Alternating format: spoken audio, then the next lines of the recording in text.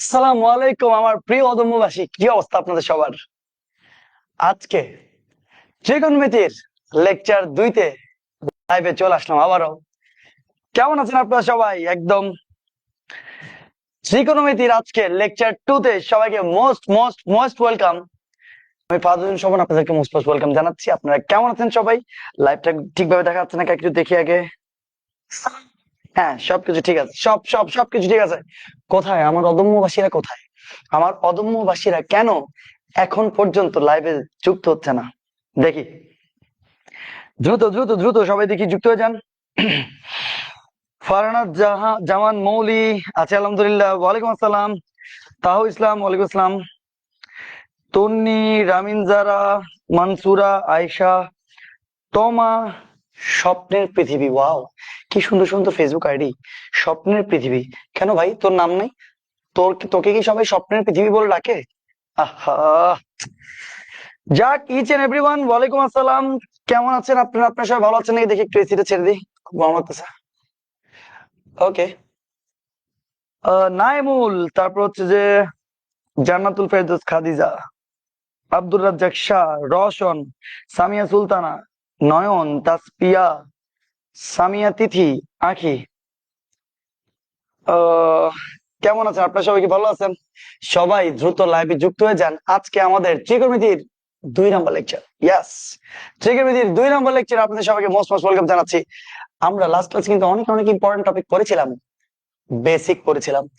Basic অনেক important, এবং basic ছাড়া তোমার কখনো কি আগানো যাবে না।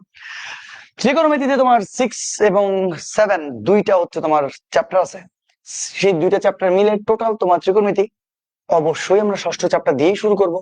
অনেকে আমাকে বলতেছে, স্যার সপ্তম চ্যাপ্টারটা পড়ান। আরে ভাই, তুমি যদি ষষ্ঠ না পারো তাহলে তুমি সপ্তম কিভাবে পারবা? ষষ্ঠই তো মূল বেসিক, যেটাতে তোমার সেকেন্ড মানে সপ্তম অধ্যায়টা তুমি পারফেক্টলি বুঝতে পারবা। অনেকে বলতে, স্যার এই ষষ্ঠ অধ্যায়ের অনেক কিছু তো আমরা 9-10-এও পড়ছি। হ্যাঁ পড়ছো, কি পড়ছো সেটা দেখা যাবে। কি পড়ছো, কতদূর হয়েছে তোমাদের, সেটা ধীরে ধীরে দেখা যাবে। যাই হোক, আজকে এত কম কেন লাইভে? লাইভে সবাই কোথায়? একেবারে টাইম টু টাইম। ইয়েস, চলে আসলে আজকে। আজকে দ্রুততার সহিত তোমার কি চলে আসলাম। মনসুরা বলতে, স্যার আজকে আপনার লাইভ ক্লাস করতেছি ফার্স্ট টাইম। ওহ, এটা কি হইলো?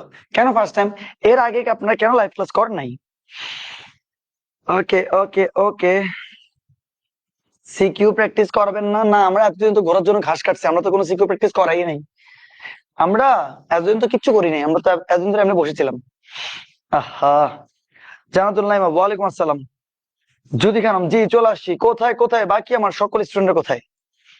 আপনারা সবাই একটু কমেন্টে জানান, অ্যাটলিস্ট এটা বলতে পারেন যে কে কোন জায়গা থেকে আছেন। আচ্ছা, আজকে একটা নতুন টাস্ক দিই, আজকে নতুন কিছু জানি।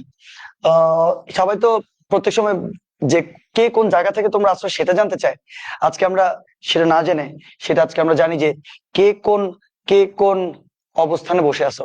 যেমন কেউ হয়তো বা টেবিলে, কেউ হয়তো বা চেয়ারে, কেউ হয়তো বা তোমার কি টেবিলে কেন বসে থাকবা, যাই হোক চেয়ারে, কেউ হয়তো বা তোমার বিছানায়, কেউ হয়তো বা তোমার সোফায়। কে কোন জায়গাতে বসে আছো সেটা একটু জানাও তো দেখি। দেখি, জানো জানো জানো জানো, তাড়াতাড়ি জানো। মেরুন কালার আপনাকে জোস লাগতেছে। ওহো, থ্যাংক ইউ। আমার সবচেয়ে ফেভারিট কালার অ্যাকচুয়ালি আসলে ডার্ক মেরুন, এটাই। ওকে, স্যার কেমন আছেন? আচ্ছা, আলহামদুলিল্লাহ ভালো আছি। তোমরা সবাই কেমন আছো? দেখি কে কোন জায়গা থেকে আছো। স্যার আপনাকে শেয়ার রাখতেছে address. Thank you thank you thank you thank you. চলে আসছি। ওকে, ময়মনসিংহ থেকে। আচ্ছা, অনেকে বলতেছে কোন জায়গা থেকে। আমরা বলছি যে কোন বেঞ্চে টেবিলে কোথায় বসে আছো সেটা। নোয়াখালী। আমি চেয়ারে বসে আছি স্যার, এই তো চেয়ারে স্যার, চেয়ারে। দেখ, বেশিরভাগ তো সবাই চেয়ারে। এই যে বিছানায় বসে আছে একজনকে পাইছি আমরা, প্রবীণ ঘোষ।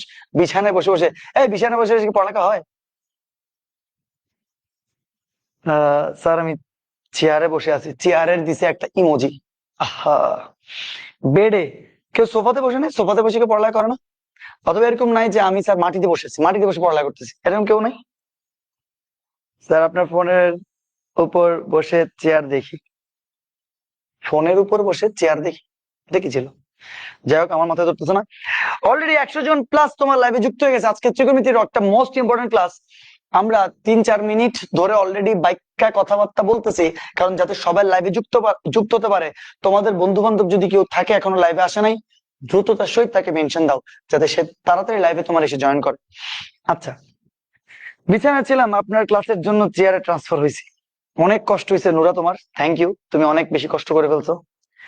মন্তাজির চৌধুরী আছে মঙ্গল গ্রহতে, তোমাকে আমাদের পৃথিবীতে কোনো দরকার নেই, ভালোই করছো, তুমি মঙ্গল গ্রহতে চলে গেছো, ভেরি গুড।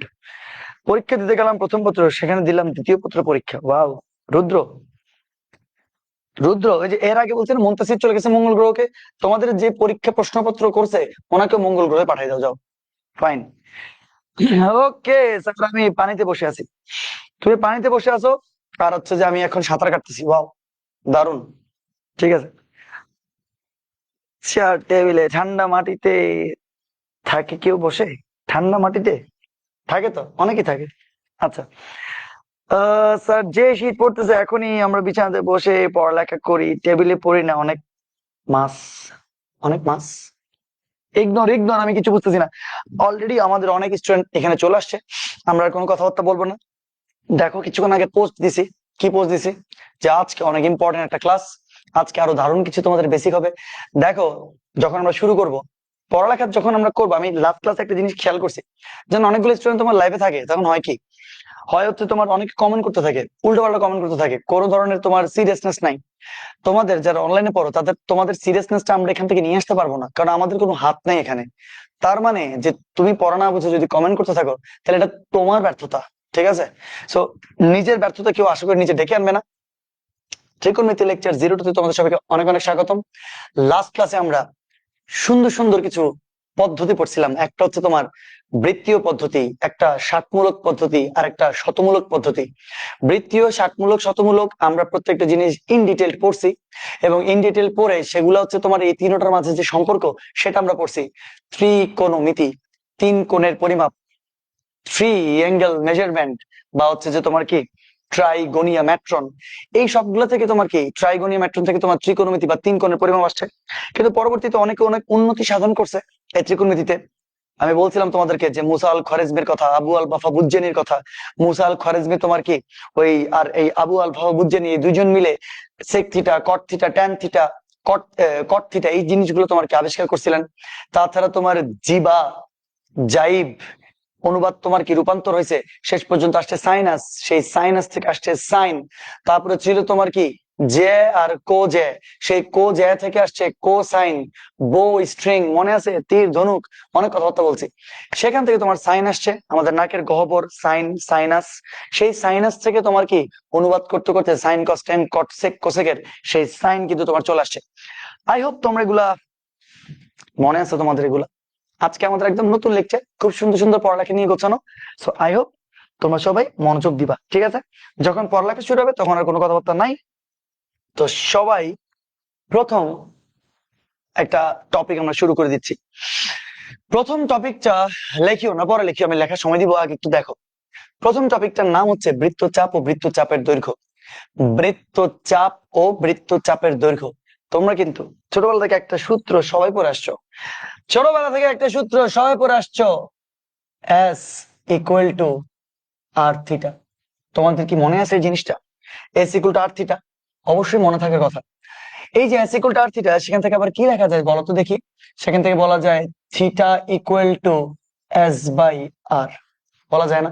আমরা এরকম বলতাম যে এই যে অন্তর্ভুক্ত কোণ, অন্তর্ভুক্ত কোণ হচ্ছে থিটা, সেটা হচ্ছে বৃত্তচাপ ডিভাইডেড বাই ব্যাসার্ধ। তো প্রশ্ন হচ্ছে এস কি? এস হচ্ছে তোমার বৃত্তচাপ। এস কি? এস হচ্ছে তোমার বৃত্তচাপ, ঠিক আছে? আর সবাই কি জানে? আর হচ্ছে তোমার ব্যাসার্ধ। আর থিটা কি? থিটা হচ্ছে মধ্যবর্তী কোণ, থিটার ব্যাপারও সবাই জানে। তো এই যে বৃত্তচাপ মানে থিটা কোণ সমান বৃত্তচাপ বাই ব্যাসার্ধ, এটা কিন্তু সবাই আমরা শিখে আসছি। কিন্তু তোমরা কি জানো যেগুলো কোথেকে আসছে? এই যে S equal to R theta, ছোট ছোট জিনিস, সেগুলো আজকে আমরা পড়বো, বুঝতে পারতেছো? বৃত্তচাপ, বৃত্তচাপ আর বৃত্তচাপের দৈর্ঘ্য। সো বৃত্তচাপ হচ্ছে এস, এবং বৃত্তচাপের দৈর্ঘ্যের ব্যাপারগুলো কি সেটা আমরা জানবো। সো এখানে আমি একটা কথাও লিখছি, সেই কথাটা হয়তো তোমরা এখন বুঝবা না, কিন্তু কিছুক্ষণ পরেই তোমরা বুঝে যাবা। সেটা নোট দিয়ে লিখে রাখছি আমি, যে আমরা জানি বৃত্তের যে কোনো চাপ দ্বারা, বৃত্তের যে কোনো চাপ দ্বারা কেন্দ্রে যে কোণ উৎপন্ন হয়, বৃত্তের যে কোনো চাপ দ্বারা কেন্দ্রে যে কোণ উৎপন্ন হয়, সেই কোনটা ওই বৃত্তচাপের সমানুপাতিক, অর্থাৎ বৃত্তচাপের দৈর্ঘ্যের সমানুপাতিক। সো হুট করে পড়লে জিনিসটা কিছু বোঝা যায় না, কিন্তু মেহুনা কোনো অসুবিধা নেই, আমরা কিছুক্ষণ পরে সবকিছু বুঝাই দিব। সো তোমরা চাইলে এখন লিখে ফেলতে পারো, মাঝখানে আমি আমার কাজ করি। একটা, ও মা গো, এটা কি, একটা সুন্দর দেখে আমি একটা বৃত্ত আঁকি। তো অনেক বড় হয়ে যাচ্ছে এটা। ওকে, আমি একটা সার্কেল আঁকলাম, ঠিক আছে। বৃত্ত, কেন্দ্র, ব্যাসার্ধ। ওকে, বৃত্ত, কেন্দ্র, ব্যাসার্ধ। লাস্ট ক্লাসে কিন্তু আমরা কিছু জিনিস দেখাইছিলাম তোমাদেরকে, মনে আছে নাকি দেখো। আচ্ছা, এটা যদি ব্যাসার্ধ হয়, কে বলতে পারবে এটাও ব্যাসার্ধ হবে না? 100% এটাও কিন্তু ব্যাসার্ধ হবে। আচ্ছা, ঠিক আছে। তো দেখো, দোনোটাই ব্যাসার্ধ হবে, বোঝা যাচ্ছে, এটা কোনো কঠিন কিছু না। কিন্তু আমরা আমরা এই ব্যাসার্ধের সমান বৃত্তচাপ যদি আমরা কেটে নিই, এবং আমরা খুব সুন্দর করে একটা, ওই যে ডিসিপ্লিন টুলে আমরা যে এই কম্পাস, সেই কম্পাস দিয়ে কিন্তু আমরা একটা জিনিস করছিলাম, এই সমান আমরা ব্যাপারটা নিয়েছিলাম, মনে পড়ে আশা করি তোমাদের, যে এই যে বরাবর আমরা ব্যাসার্ধের সমান এই অঞ্চলটা নিয়ে আমরা কি করছি, ব্যাসার্ধের সমান অঞ্চলটা নিয়ে আমরা তোমার কি করছি, এটাকে ঘোরানো যাবে না, ইয়েস। এই যে আমরা এখান থেকে এটাকে বসাই, সুন্দর মতন করে আমরা কর্তন করব। দেখো, এই যে কর্তন করলাম, আমার মনে হয় তোমরা বুঝতে পারতেছো, ঠিক আছে না? কর্তন তো করতে পারলাম না। আচ্ছা, দেখি আরেকটু চেষ্টা করি। এই যে কর্তন করলাম, ওকে। অনেক অনেক কষ্ট শেষ পর্যন্ত আমরা করছি। যাই হোক, তো এই যে বৃত্তচাপ কার সমান করছি, ব্যাসার্ধের সমান। তো আমরা এখান থেকে একটা যদি রেখা টানি, তো তাহলে বুঝতে পারতেছো একটা আমরা বৃত্তচাপ পাইছি। বৃত্তচাপ কি জানো? এই যে এই জিনিসটা হচ্ছে বৃত্তচাপ। এই যে এই জিনিসটা হচ্ছে তোমার কি, বৃত্তচাপ। ওকে, সো ফাইন, বৃত্তচাপ আমরা বুঝে গেলাম। আমরা একটা নামকরণ করি, আমরা সেন্টারের নাম দিই ও, তারপর হচ্ছে ওই পাশের নাম দিলাম আমরা, ধরো এ, এ এটার নাম দিলাম আমরা বি, এটার নাম দিলাম আমরা ধরো এস, কোনো কিছু নাম দিতে পারি, সিও নাম দিতে পারি, কোনো অসুবিধা নেই। আচ্ছা, তো ব্যাসার্ধ তো সবাই জানো, ব্যাসার্ধ কি, ব্যাসার্ধ হচ্ছে আর। তো তাহলে এটাও ব্যাসার্ধ, ব্যাসার্ধকে কি বলা যাবে, আর। আর এই যে এ আর বি, এটার যে মধ্যবর্তী যে কোণটা, এ আর বি খুঁজে পাচ্ছ নাকি তোমরা? দেখো, এ আর বি কিন্তু বুঝিও আবার এই যে এইটার সাথে না, এই বি এর সাথে। এ আর বি এর যে মধ্যবর্তী কোণ, সেটাকে আমরা বললাম ধরো থিটা। থিটা আর হচ্ছে তোমার এই যে এ আর সি এর যে এই মধ্যবর্তী কোণটা, আরেকটা কালার দিয়ে আমরা দেখাতে পারি, এই মধ্যবর্তী কোণটা, সেটার একটা আমরা নাম দিই। কি নাম দেখি, কে বলতে পারবা? লাস্ট ক্লাস তো করছো। এটাই কি এক রেডিয়ান কোণ না? এটাই কি এক রেডিয়ান কোণ, মনে আছে না মনে নাই? লাস্ট ক্লাসে বলছিলাম আমরা বৃত্তীয় পদ্ধতিতে রেডিয়ান কোণ। তো রেডিয়ান কোণের সংজ্ঞাটা কি ছিল, যে ব্যাসার্ধের সমান অংশ নিয়ে যদি আমরা একটা বৃত্তচাপ কাটি, তাইলে এটা তো ব্যাসার্ধই হবে আলটিমেটলি। কিন্তু এই যে ব্যাসার্ধের সমান বৃত্তচাপ নিয়ে যে পরিমাণ অংশ কাটলে ওই কেন্দ্রে যে পরিমাণ কোণটা উৎপন্ন হয়, সেটাকে তোমার এক রেডিয়ান কোণ বলে, যেটা আমরা লাস্ট ক্লাসে পড়ে আসছিলাম। তো তাহলে আমি কিছু পরিচয় দিয়ে নিই। পরিচয় হচ্ছে এই বিন্দু নামে, এটা হচ্ছে বি, এটা হচ্ছে সি। ফাইন, এ আর বি এর মধ্যবর্তী কোণ কত, থিটা। ও এ আর, ও বি আর, ইভেন্চুয়ালি ও সি ও আর ই হবে। ফাইন, সো এখন এখন এই যে এ আর বি এর মধ্যবর্তী কোণ থিটা, আর বাকি যে এ আর সি এর যে মধ্যবর্তী কোণ, সেটা হচ্ছে এক রেডিয়ান। সেটা কেন? কারণ সেটা ব্যাসার্ধের সমান বৃত্তচাপ আমরা অংশ কাটছি। ঠিক আছে, এই ব্যাপারগুলো আমরা লাস্ট ক্লাসে পড়ছিলাম, কম বেশি আশা করি সবার মনে আছে। এবার এই কথাটা তোমরা মর্মার্থ বুঝবা, এই কথাটা মর্মার্থ বুঝবা। তোমরা একটা কাজ করতে পারো, চাইলে তোমরা তোমরা একটা নাম দাও। আসো আমরা একটা নাম দিই, দেখো কি নাম দিব। এই যে বি থেকে শুরু করে এই যে এ পর্যন্ত, বি থেকে শুরু করে এই অংশ, মানে এই যে এই জিনিসটা, এটা আর কি, ঠিক আছে। এই অংশটার আমরা নাম দিলাম ধরো এস। মানে এস হচ্ছে একটা বৃত্তচাপ। তোমরা বৃত্তচাপ কি বুঝতে পারতেছো? এই যে বৃত্তচাপ কোনটা, এই যে সে যে কার্ভ হয়ে গেল, সে যে বক্রতা অর্জন করলো, এটাই হচ্ছে একটা বৃত্তচাপ। সেই বৃত্তচাপের নামই দিলাম আমরা এস। ফাইন, এখন তোমরা এই কথাটার মর্মার্থ তোমরা পারফেক্টলি বুঝতে পারবা, যে আমরা জানি বৃত্তের যে কোনো চাপ দ্বারা কেন্দ্রে যে কোণ উৎপন্ন হয়, বৃত্তের ধরো যে কোনো চাপ হচ্ছে এটি। আমরা একটা কালার চেঞ্জ করি, বৃত্তের যে কোনো চাপ দ্বারা, যেমন এই যে এবি একটা চাপ, ঠিক আছে না, আবার এসিও কিন্তু আরেকটা চাপ, ঠিক আছে, এবি যেরকম একটা চাপ, এসিও সেরকম আরেকটা চাপ। সো বৃত্তের যে কোনো চাপ দ্বারা, এই যে এই চাপ দ্বারা কেন্দ্রে যে কোণ উৎপন্ন হয়, দেখো থিটা কোণ উৎপন্ন হচ্ছে, ঠিক আছে, এবি চাপের জন্য থিটা কোণ উৎপন্ন হচ্ছে। বৃত্তের যে কোনো চাপ দ্বারা কেন্দ্রে যে কোণ উৎপন্ন হয় তা ওই বৃত্তচাপের সমানুপাতিক। বৃত্তচাপের সমানুপাতিক মানে বৃত্তচাপের দৈর্ঘ্যের সমানুপাতিক। একদম সোজাসাপটা কথা কি জানো, মানে এই বৃত্তচাপটা যদি দৈর্ঘ্যটা বাড়ে তাহলে এই মধ্যবর্তী কোণটাও বেড়ে যাবে, স্বাভাবিক না? এটা তো একটা সিম্পল আসলে কথা। মানে এই যে দেখো, এটাও একটা বৃত্তচাপ না, এসি বৃত্তচাপ, তখন কেন্দ্রে একটা কোণ উৎপন্ন করছে। তো এসি থেকে যখন বৃত্তচাপটা বাড়তি হয়ে এ বি হয়ে গেল, তখন এটাও আসলে কোণের পরিমাণটাও বৃদ্ধি হয়ে আরেকটা কোণ হয়ে গেল, বুঝছো? মানে যখন বৃত্তচাপের দৈর্ঘ্য বাড়তে থাকবে তখন মধ্যবর্তী কোণও বাড়তে থাকবে। আরেকবার বলি, যখন বৃত্তচাপের দৈর্ঘ্য বাড়তে থাকবে তখন মধ্যবর্তী কোণও বাড়তে থাকবে, এরা সমানুপাতিক। এবার তুমি একদম লাস্ট আরেকটা বার একটু মনোযোগ দিয়ে দেখো। আমরা জানি, এটা আমরা জানি অ্যাকচুয়ালি, আসলে বৃত্তের যে কোনো চাপ দ্বারা, বৃত্তের যে কোনো এই যে চাপ দ্বারা কেন্দ্রে যে পরিমাণ কোণ উৎপন্ন হয় তা বৃত্তচাপের বা বৃত্তচাপের দৈর্ঘ্যের সমানুপাতিক। মানে কোণও বাড়লে বৃত্তচাপের দৈর্ঘ্য বাড়বে, কোণও কমলে বৃত্তচাপের দৈর্ঘ্য কমে যাবে। আচ্ছা, এখান থেকে আমরা আসলে একটা সহজ একটা কথা বলতে পারি, সেই কথাটা তোমরা একটু লেখো সবাই, যে সুতরাং চাপ এবি, সবাই লিখে ফেলো, আমি সব বুঝে দিব, ডিভাইডেড বাই চাপ এসি, ওকে, ইকুয়াল টু, এখান থেকে বলা যাবে যে কেন্দ্রস্থ চাপ এবি, তাহলে কেন্দ্রস্থ এ ও বি কোণ, এ ও বি কোণ, কেন্দ্রস্থ কেন্দ্রস্থ এ ও বি কোণ, তারপর একটা হচ্ছে যে কেন্দ্রস্থ এ ও সি কোণ, এ ও সি কোণ। তোমরা বলতে পারো স্যার আপনি এটা কি বলছেন? দেখো সমানুপাতিক, এই জন্য তো অনুপাত আমরা নিছি, সমানুপাত, অনুপাত, ঠিক আছে। এবং এখানে কি বলছি, যে চাপ এবি, চাপ এবি কে তোমাকে চিনতে হবে, এই যে চাপ এবি হচ্ছে এটা পুরোটা চাপ এবি।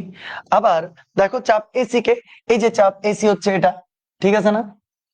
সো চাপ এবি এর বেলায় মনোযোগ দিও, চাপ এবি এর বেলায় কেন্দ্রস্থ কোণ কত? থিটা। এই জন্য চাপ এবি এর জায়গায় কেন্দ্রস্থ কোণ এ ও বি বলছি আমি। তুমি বলতে পারো স্যার এ ও বি বলছেন, আপনি তো থিটা বলেন নাই। আরে এ ও বি যে কথা, থিটা একই কথা। এই যে এ ও ও, এই যে বি, এ ও বি না, এই ও কোণ যাকে কোণ বলবো তাকে মাঝখানে রাখবো না, সেটা মাঝখানে রাখছি, তোমরা তো 9 10 থেকে পড়ে আসছো অনেক কিছুই। আচ্ছা, সো তাহলে চাপ এবি এর বেলায় কেন্দ্রস্থ এ ও বি, চাপ যখন এবি কেন্দ্রস্থ কোণ এ ও বি। আবার চাপ যখন এসি, চাপ যখন এসি তখন কেন্দ্রস্থ কোণ এ ও সি, ঠিক না বেঠিক? 100% ঠিক, তখন কেন্দ্রস্থ কোণ এ ও সি, ঠিক আছে, এটা না বুঝার কোনো কিছু নাই। সো এখান থেকে দেখে আমাকে কে বলতে পারবা, চাপ এবি, এই যে টোটাল চাপ এ বি কে আমরা এস দ্বারা প্রকাশ করছি না করি নাই? করছি। সো তাহলে চাপ এবি কে আমরা এস দ্বারা প্রকাশ করতে পারি। আচ্ছা, চাপ এসি, কে বলতে পারবা এই চাপ এসিটা কতটুকু? তোমার কি মনে হয় না এই চাপ এসিটাই আমরা ব্যাসার্ধের সমান নিছিলাম? মনে নাই? আমরা আমরা কিন্তু এটা কিন্তু কি এই যে ব্যাসার্ধের সমান অংশ নিয়ে তোমরা কি এই বৃত্তচাপটা অংশ অঙ্কন করছি আমরা। তো তাহলে চাপ এসি যে কথা, ব্যাসার্ধ একই কথা। সো এখানে কি আমরা বলতে পারবো না? আর অবশ্যই বলতে পারবো। আচ্ছা, আবার বলো তো দেখি, কেন্দ্রস্থ এ ও বি কোণ, এই এ ও বি কোণ, এই এ ও বি কোণকে কি আমরা মাঝখানের এই থিটা কোণ বলছি না বলি নাই? বলছি। সো তাহলে এ ও বি কোণকে আসলে আমরা চাইলে থিটা কোণ বলতে পারবো। আর কেন্দ্রস্থ এ ও সি কোণ, এই যে এ ও সি কোণ, এটাই কি রেডিয়ান কোণ? 1 রেডিয়ান বলা যাবে না? যাবে না। So আমরা কি যদি বলি এটা 1 রেডিয়ান, কোনো কি অসুবিধা আছে? কোনো অসুবিধা নাই।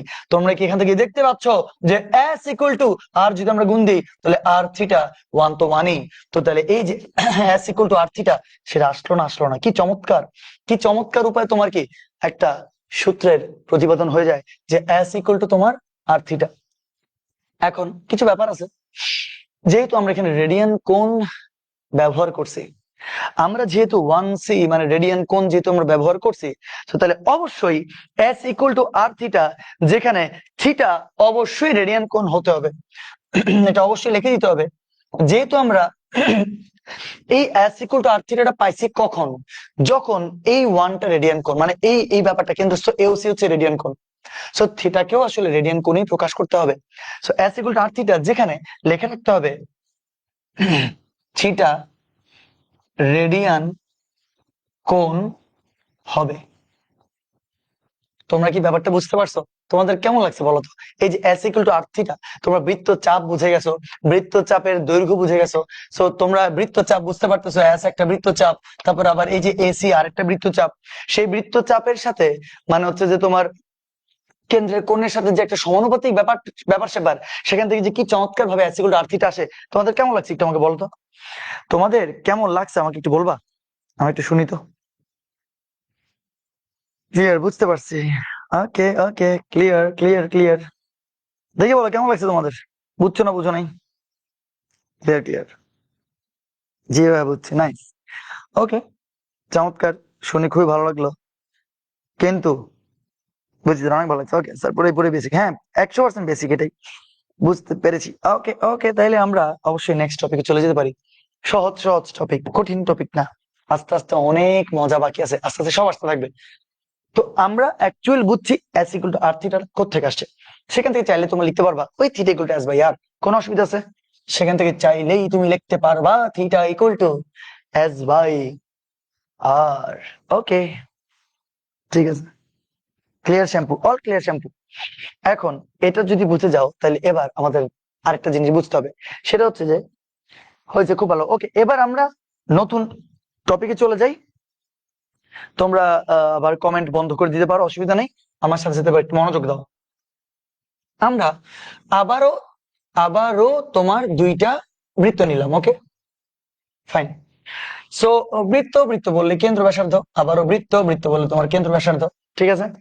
ওকে, এবার এবার আমরা আবার যে কোনো একটা কোণ নিলাম, যে কোনো একটা ধরো কোণ নিলাম, কোনো অসুবিধা নেই, ঠিক আছে?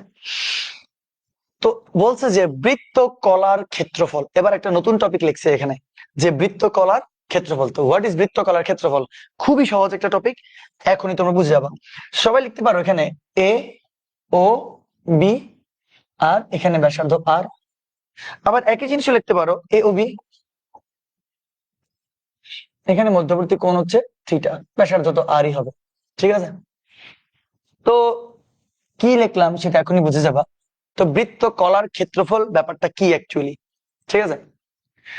আমি আগে একটা জিনিস লিখতেছি, তোমরা সবাই আমার সাথে সাথে লিখে ফেলো। আর কিছুক্ষণ আগে আশা করি মনে আছে যে বৃত্তের যে কোনো চাপ দ্বারা কেন্দ্র উৎপন্ন কোণ, বৃত্তের যে কোনো চাপ দ্বারা, এই যে এখন কি লিখছি, বৃত্তের যে কোনো চাপ দ্বারা কেন্দ্র উৎপন্ন কোণ ওই বৃত্ত চাপের দৈর্ঘ্যের সমানুপাতিক। লেখাটা আরেকবার এখানে আনলে খুব ভালো হতো। যাই হোক, তোমাদের খাতায় আশা করি লেখা আছে। আমি এখানে একটা টপিক লিখবো, তোমরা প্লিজ আমার সাথে সাথে আগে এটা লিখো। লিখো যে লেখো যে বৃত্তচাপ, সব বুঝে যাবা। বৃত্তচাপ এ ও বি এর ক্ষেত্রফল,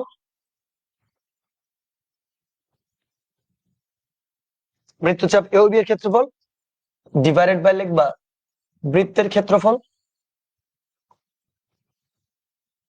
বৃত্তচাপ এ ও বি এর ক্ষেত্রফল ডিভাইড বাই হচ্ছে বৃত্তের ক্ষেত্রফল, ইকুয়াল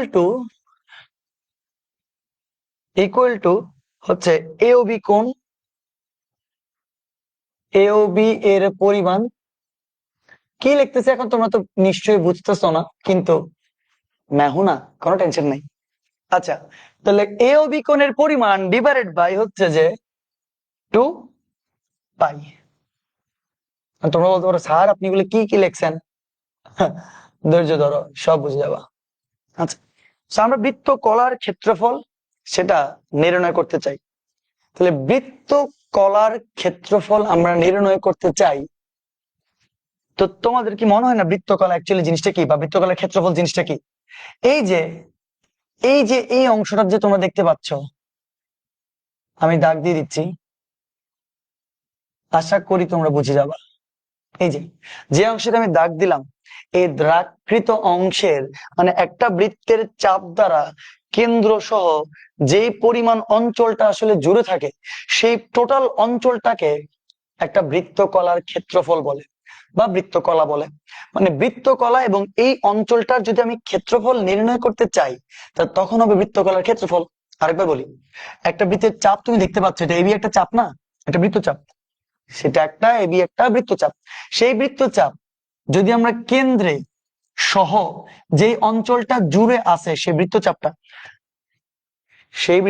কেন্দ্র সহ যে অঞ্চলটা জুড়ে আছে তাকে বলে বৃত্তকলা। এখন এই বৃত্তকলার যদি আমরা ক্ষেত্রফল নির্ণয় করতে চাই তাহলে ব্যাপারটা হবে বৃত্তকলার ক্ষেত্রফল।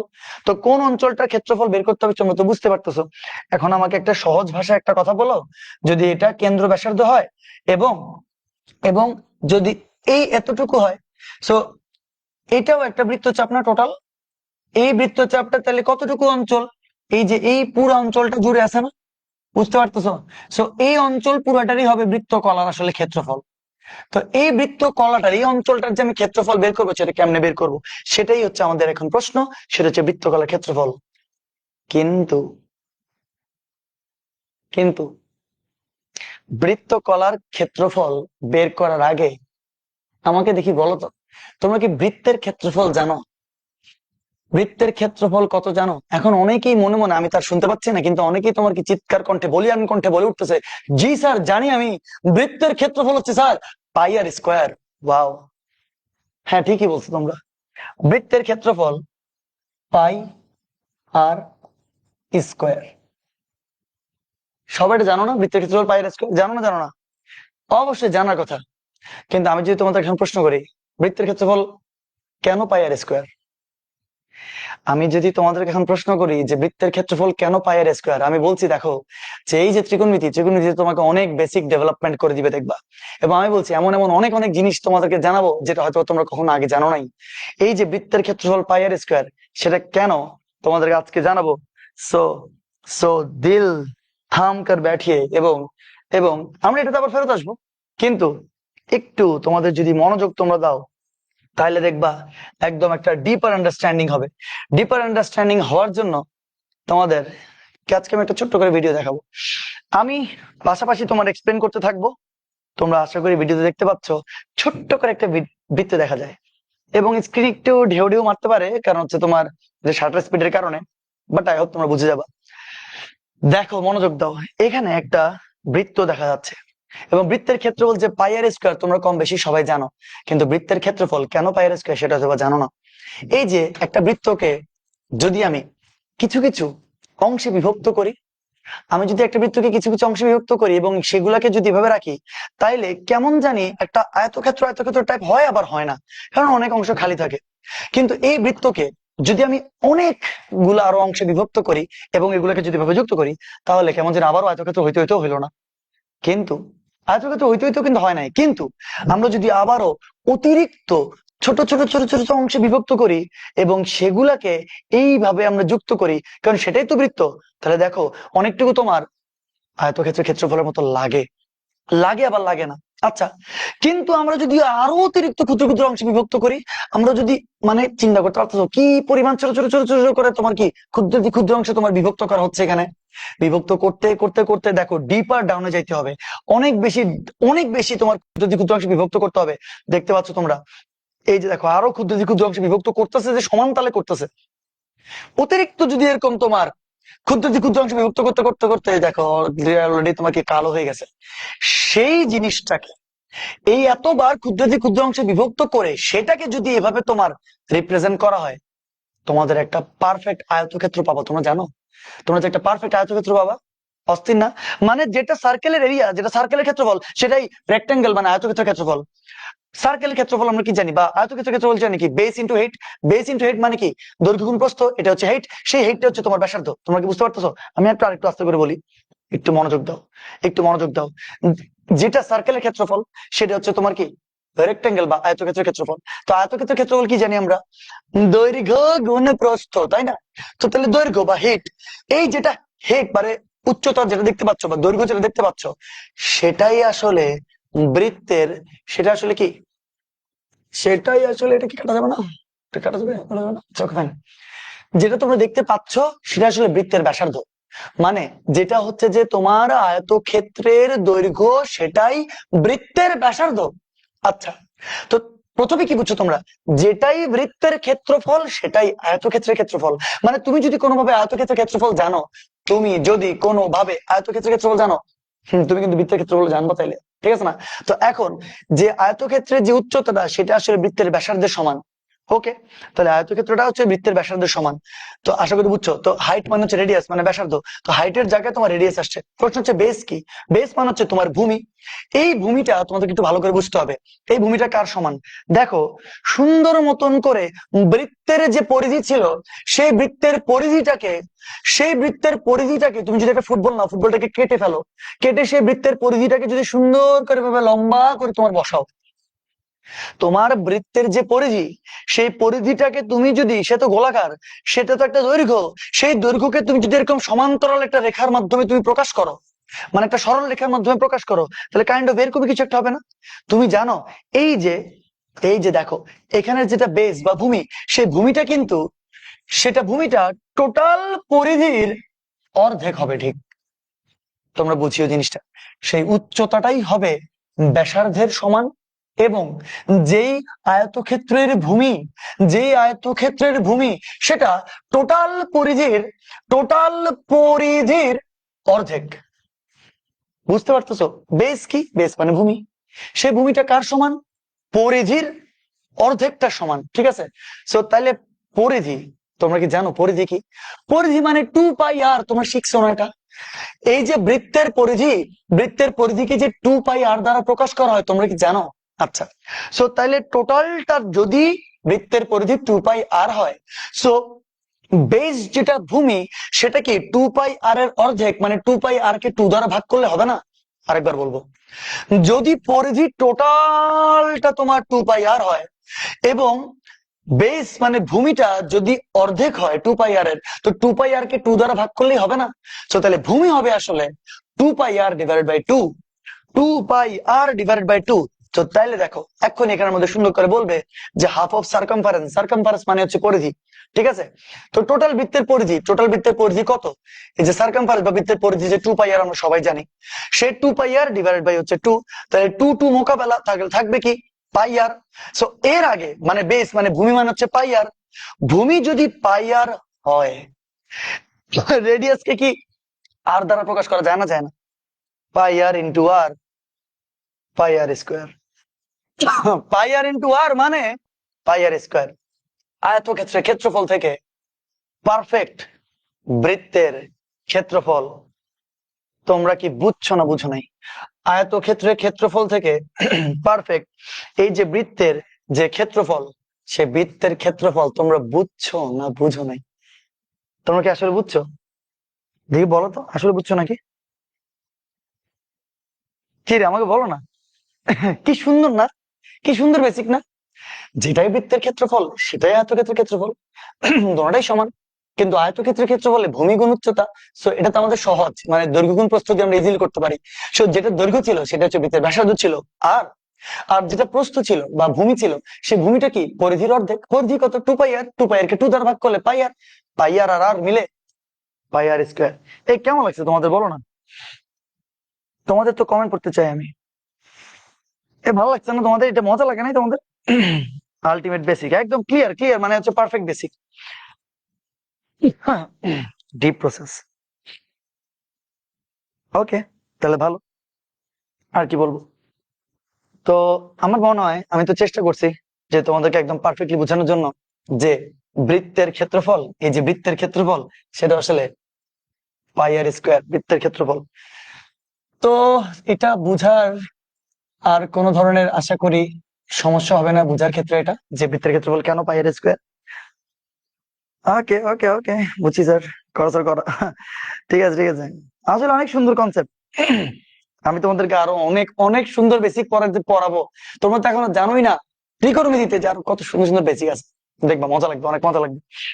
আচ্ছা ঠিক আছে, এবার এবার এগুলো কি লিখছি, আসো আবার ফেরত আসো, আর কমেন্ট করার দরকার নেই। Thank you thank you thank you.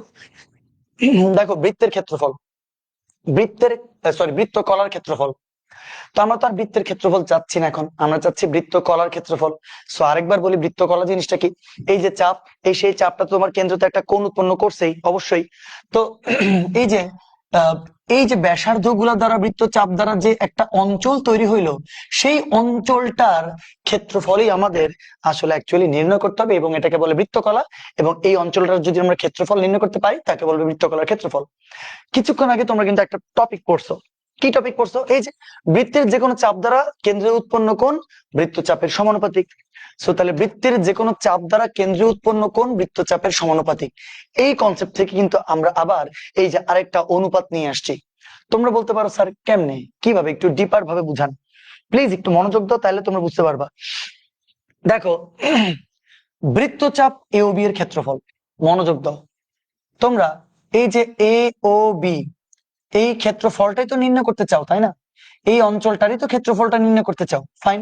সেই অঞ্চলটা আমরা লিখলাম ডিভাইডেড বাই টোটাল বৃত্তের ক্ষেত্রফল লিখলাম। টোটাল বৃত্তর ক্ষেত্রফল মানে টোটাল, এই যে টোটাল বৃত্তটার ক্ষেত্রফল। তাইলে ক্ষেত্রফলের সাথে ক্ষেত্রফলের আমরা একটা অনুপাত বা রেশিও নিলাম। আমরা ক্ষেত্রফলের সাথে ক্ষেত্রফলের একটা অনুপাত নিলাম। আমাদের এই অংশটা তো বৃত্তেরই অংশ, বৃত্তের অংশ না? অবশ্যই। সো চিন্তা করো, চিন্তা করো, এই এই ব্যাপারটা যদি আরেকটু বাড়তো, আরেকটু বাড়তো, তাহলে এই এরিয়াটাও আরেকটু বাড়তো, সেটাও তো বৃত্তেরই অংশ হইতো, তাই না? এই জন্য আমরা যে অঞ্চলটার ক্ষেত্রফল নির্ণয় করতে চাই সেটা লিখলাম, নিচে টোটাল যে বৃত্তের ক্ষেত্রফল যেটা পাই আর স্কোয়ার, সেটাকে আবার রাখলাম, ক্ষেত্রফলের সাথে ক্ষেত্রফলের একটা ব্যাপার দেখলাম ইকুয়াল টু দিয়ে। বৃত্তচাপ এ ও বি এর ক্ষেত্রফল অবশ্যই সে একটা কোণ তৈরি করে। সেটা কি কোণ তৈরি করে? এই যে এ ও বি, এই বৃত্তচাপটা কেন্দ্রে থিটা কোণ তৈরি করে না, করে না? কেন্দ্রে এ ও বি কোণটা আসলে থিটা কোণ তৈরি করে। এই জন্য বৃত্তচাপ এ ও বি সে কেন্দ্রে যে পরিমাণ কোণ তৈরি করে, এবং বৃত্তের ক্ষেত্রফল, সে বৃত্তের ক্ষেত্রফল টোটাল কি কোণ তৈরি করে? টোটাল কিন্তু 2 পাই কোণ তৈরি করে। তোমার মনে বুঝো নাই? তোমার তো বুঝার কথা, না বুঝার তো কিচ্ছু নাই। এই যে একটা যদি আমি বৃত্ত বলি, এই বৃত্ত দেখি, আমাকে বলো তো, এটা 90, এটা 90, এটা 90, এটা 90, 490, 490 মানে কত? 4 × 90। তাহলে টোটাল বৃত্তটার ক্ষেত্র মানে টোটাল বৃত্তটার যে কোণ, সেটা 490 মানে 360, 360 মানে 2 পাই না? বুঝো না মনে হয় তোমরা? 360 ডিগ্রি কোণ তৈরি করো না একটা বৃত্ত, স্বাভাবিক। তো সবাই জানো 4×9 = 36, 180 × 2 বা হচ্ছে 2 পাই। এখন এখন মনোযোগ দাও, তাহলে কি হচ্ছে এখানে ব্যাপারটা? বৃত্তচাপ এ ও বি এর ক্ষেত্রফল, বৃত্তচাপ এ ও বি এর এই জায়গাটার ক্ষেত্রফল ডিভাইডেড বাই টোটাল বৃত্তর ক্ষেত্রফল ইকুয়াল টু, দেখো এটা আগের ওই সমানুপাতের ওই থেকে কিন্তু আমরা লিখছি, বৃত্তের ক্ষেত্রফল সে যেই কোণ তৈরি করে, বৃত্তের ক্ষেত্রফল বাড়লে সেই কোণের পরিমাণও বাড়বে, আর টোটাল বৃত্তের ক্ষেত্রফল, টোটাল বৃত্তের ক্ষেত্রফল হচ্ছে 2 পাই। বুঝছো? অনুপাত বা রেশিওর ব্যাপারটা বুঝতে পারতেছো না? আচ্ছা, তো এখন আমাকে বলো, বৃত্তচাপ এ ও বি এর ক্ষেত্রফল যদি আমরা বের করতে চাই, আমরা যদি বৃত্তচাপ এ ও বি এর ক্ষেত্রফলটা বের করতে চাই, আমরা একটা কাজ করি, আসো এই যে ক্ষেত্রফল, এটা একটা নাম দিই, ক্ষেত্রফলটার নাম দিলাম এরিয়া, এরিয়ার নাম দিলাম এ। আমার মনে হয় তোমরা স্পষ্ট দেখতে পাচ্ছ, একটু একটু বোল্ড করে লিখে দিয়েছি আমরা। তো এই যে বৃত্ত কলার যেটা ক্ষেত্রফল নির্ণয় করতে চাই, সেটা নাম দিলাম আমরা এ। তাহলে এটার নাম দিলাম আমরা এ, ফাইন। আর বৃত্তের ক্ষেত্রফল, বৃত্তের ক্ষেত্রফল এখন আশা করি আন্দার ভাই কানাও বলতে পারবে, বৃত্তের ক্ষেত্রফল হচ্ছে পাই আর স্কোয়ার, ওই যে লিখছে। এবার দেখি বলতে পারবা ত্রিভুজ কোণ এ ও বি এর পরিমাণটা কত? এই এ ও বি এর কোণের পরিমাণ হচ্ছে তোমার থিটা। সো এটাকে আমরা থিটা দ্বারা প্রকাশ করলাম। আর নিচে কত হবে? নিচে হবে 2 পাই। রেডিয়ান কোণে কিন্তু আমরা প্রকাশ করছি, দেখছো? রেডিয়ান কোণে প্রকাশ করতে হবে, মানে আগের কনসেপ্টের সাথে এটা একদম মিল। ক্ষেত্রফলের সাথে ক্ষেত্রফল, কোণের সাথে কোণ, টোটাল বৃত্তের ক্ষেত্রফল এত, টোটাল এ ও বি এর যে বৃত্তচাপ সেটার কোণের পরিমাণটা হচ্ছে এই যে থিটা। এখন এখান থেকে কি তোমার মনে হচ্ছে না যে এ ইকুয়াল টু লেখা যাবে, এটা যদি গুণ হয় theta into pi R square divided by 2 pi. তো তাহলে পাই পাই যদি মোকাবেলা হয়, তাহলে A equal to half into theta into R square. Pi pi যদি মোকাবেলা হয়, half half, theta theta, R square R square. তোমরা কি বুঝতে পারতেছো কি আসছে? এ কি, এ কি লিখে দিই আমি, যেখানে এ হলো বৃত্ত কলার ক্ষেত্রফল, যেখানে এ হলো বৃত্ত কলার ক্ষেত্রফল। সো তুমি কিন্তু চাইলেই তুমি কিন্তু চাইলে এই যে বৃত্তকলার যে ক্ষেত্রফল, তুমি কিন্তু চাইলে এই বৃত্তকলার ক্ষেত্রফলটা নির্ণয় করতে পারবা। কখন? যখন তোমার কাছে সেই বৃত্তচাপ যে পরিমাণ কোণ উৎপন্ন করে সেটা যদি জানা থাকে, এবং তোমার যদি বৃত্তের ব্যাসার্ধ জানা থাকে। মানে তুমি যদি কোনো না কোনো ভাবে থিটা জানো, এবং কোনো না কোনো ভাবে তুমি যদি আর জানো, এই দুইটা মান যদি তুমি জানো না, তাহলে কিন্তু তুমি সেই বৃত্তকলার ক্ষেত্রফল বের করে ফেলতে পারবা। এবং এটাই বৃত্তকলার ক্ষেত্রফলের সূত্র। এটাই হচ্ছে বৃত্তকলার ক্ষেত্রফলের সূত্র। দেখছো কি সুন্দর করে সূত্রগুলো কিভাবে প্রতিপাদন হয়। বৃত্তকলার ক্ষেত্রফলের সূত্র। শোনো, আমি প্রত্যেকটা জিনিসকে একদম বারবার বলার চেষ্টা করি যাতে মাথার মধ্যে সেট হয়ে যায়, যে কেন আসলো, কি আসলো, কিভাবে আসলো, কেন আমরা এগুলো পড়তেছি। হুট করে তো তোমার কি একটা জিনিস তুমি নির্ণয় করে ফেলতে পারবা? আমি চাইলে বলে দিতে পারতাম যে বৃত্তকলার ক্ষেত্রফল হচ্ছে half into theta into R square. আমি চাইলে বলে দিতে পারতাম mass equal to R theta. কিন্তু এটা পড়ার কোনো মেইন ওয়ে না। পড়ার মেইন ওয়ে হচ্ছে যে আমাকে বুঝতে হবে হচ্ছে কি। ঠিক আছে? সো বৃত্তকলাটার আমি ক্ষেত্রফল বের করে ফেললাম। ক্ষেত্রফলকে আমরা এরিয়া এ দ্বারা প্রকাশ করলাম। সেই এ হবে half into theta into R square. মানে আমার কাছে যদি এই যে মধ্যবর্তী কোণটা জানা থাকে, যে একটা বৃত্তচাপ সে কি পরিমাণ কোণ উৎপন্ন করতেছে সেটা যদি জানা থাকে, এবং আমরা যদি কোনো না কোনো ভাবে বৃত্তের ব্যাসার্ধ জানতে পারি, তো তাহলে দেখছো এই এই এই অঞ্চলটার ক্ষেত্রফলটা আমরা বের করে ফেলতে পারবো। তোমরা কি সবাই বুঝছো? বুঝছো নাকি বলো তো আমাকে দেখি।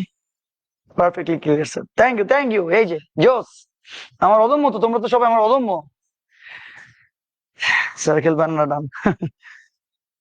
এই কেমন লাগতেছে তোমাদের বলো দেখি, বুঝতেছো নাকি সবাই? এই যে টু পাই, সবাই জানে সবকিছু। হো হো, তোমাদের তোমাদেরকে আমি তোমাদেরকে আমি চাই যে তোমরা ফিল করো। অ্যাকচুয়ালি আমি এগুলো অনেক কষ্টে শিখছি। একটা সময় আমি নিজে ইন্টার থাকতে তো প্রশ্নই আসতো না। টিচাররা তোমার খালি কি করতো জানো? টিচারদের দোষ না আসলে, আমি জানি না কেন ওভাবে পড়ানো হয় নাই, আই ডোন্ট নো। কিন্তু আমি বুঝি যে তোমার আহ, যে একটা সময় আমরা যেভাবে টিচাররা আমাদেরকে পড়াইছেন, কারণ আমি দোষ দিচ্ছি না, বাট যাক, মানে আমাদেরকে সূত্রগুলো লেখাই দেওয়া হইতো, সূত্রগুলো জাস্ট খালি আমাদেরকে মুখস্থ করতে দেওয়া হইতো। সূত্রগুলো আমরা মুখস্থ করতাম, আমরা বুলিয়ে আওড়াইতাম, তারপর হচ্ছে যে আমরা খালি অ্যাপ্লাই করতাম। কিন্তু অ্যাপ্লিকেশনের দরকার আছে, অ্যাপ্লিকেশন তো করতে হবে, কিন্তু আগে তো সূত্র বুঝতে হবে যে আমরা করতেছি কি। দেখো আমাদের ভারতীয় উপমহাদেশে, মানে আমাদের যে এই সাবকন্টিনেন্টের মধ্যে আহ ডিপার ডাউনে গিয়ে যে তোমার অনেক সায়েন্টিস্ট চলে আসছে তা না। কিন্তু আমার দুই ভাই, আমার বড় ভাই তোমার ইউএসএ তে থাকে। সো ইউএসএ তে সে তোমার এখন পোস্ট ডকও করে ফেলছে। মানে প্রথমে তো আরকানসাস স্টেট ইউনিভার্সিটি থেকে তোমার মাস্টার্স করছে, তারপর তোমার ফ্লোরিডা স্টেট ইউনিভার্সিটি থেকে তোমার পিএইচডি করছে। এরপর হচ্ছে তোমার আমরা দুই ভাই, আমার আপন বড় ভাইয়ের কথাই বলতেছি। তো সে ওইখান থেকে তারপরে আবার জর্জিয়া স্টেট ইউনিভার্সিটি থেকে তোমার পোস্ট ডক করছে। পোস্ট ডক করে মানে পিএইচডির পরে যেটা করে সেটাকে বলে পোস্ট ডক। পোস্ট ডক করার পরে ইউএসএ তে 16টা হচ্ছে তোমার ল্যাব আছে। একটার নাম হচ্ছে আর্গন ল্যাব, 16টা ল্যাবের মধ্যে একটা। সেই ল্যাবের কাজ কি, সেটা হচ্ছে বাংলাদেশের যখন করোনাকালীন সময় ছিল, সেখানে আইসিডিডিবিআর যেটা তোমার কাজ করতো, আজ বাংলাদেশে এত মারা গেছে। এই আইসিডিডিবিআর মানে জিন বা প্রযুক্তিগত টেকনোলজি নিয়ে যেগুলোকে নিয়ে কাজ করে আর কি, বায়োটেকনোলজি। তো ওরকম অনেকগুলো ল্যাব আছে ইউএসএ তে, 16টা ল্যাব আছে। তো বাংলাদেশে ওই ওই ল্যাবগুলো আর কি, ওই ল্যাবগুলোর মধ্যে একটা ল্যাব ধরো, চিন্তা করতে পারো।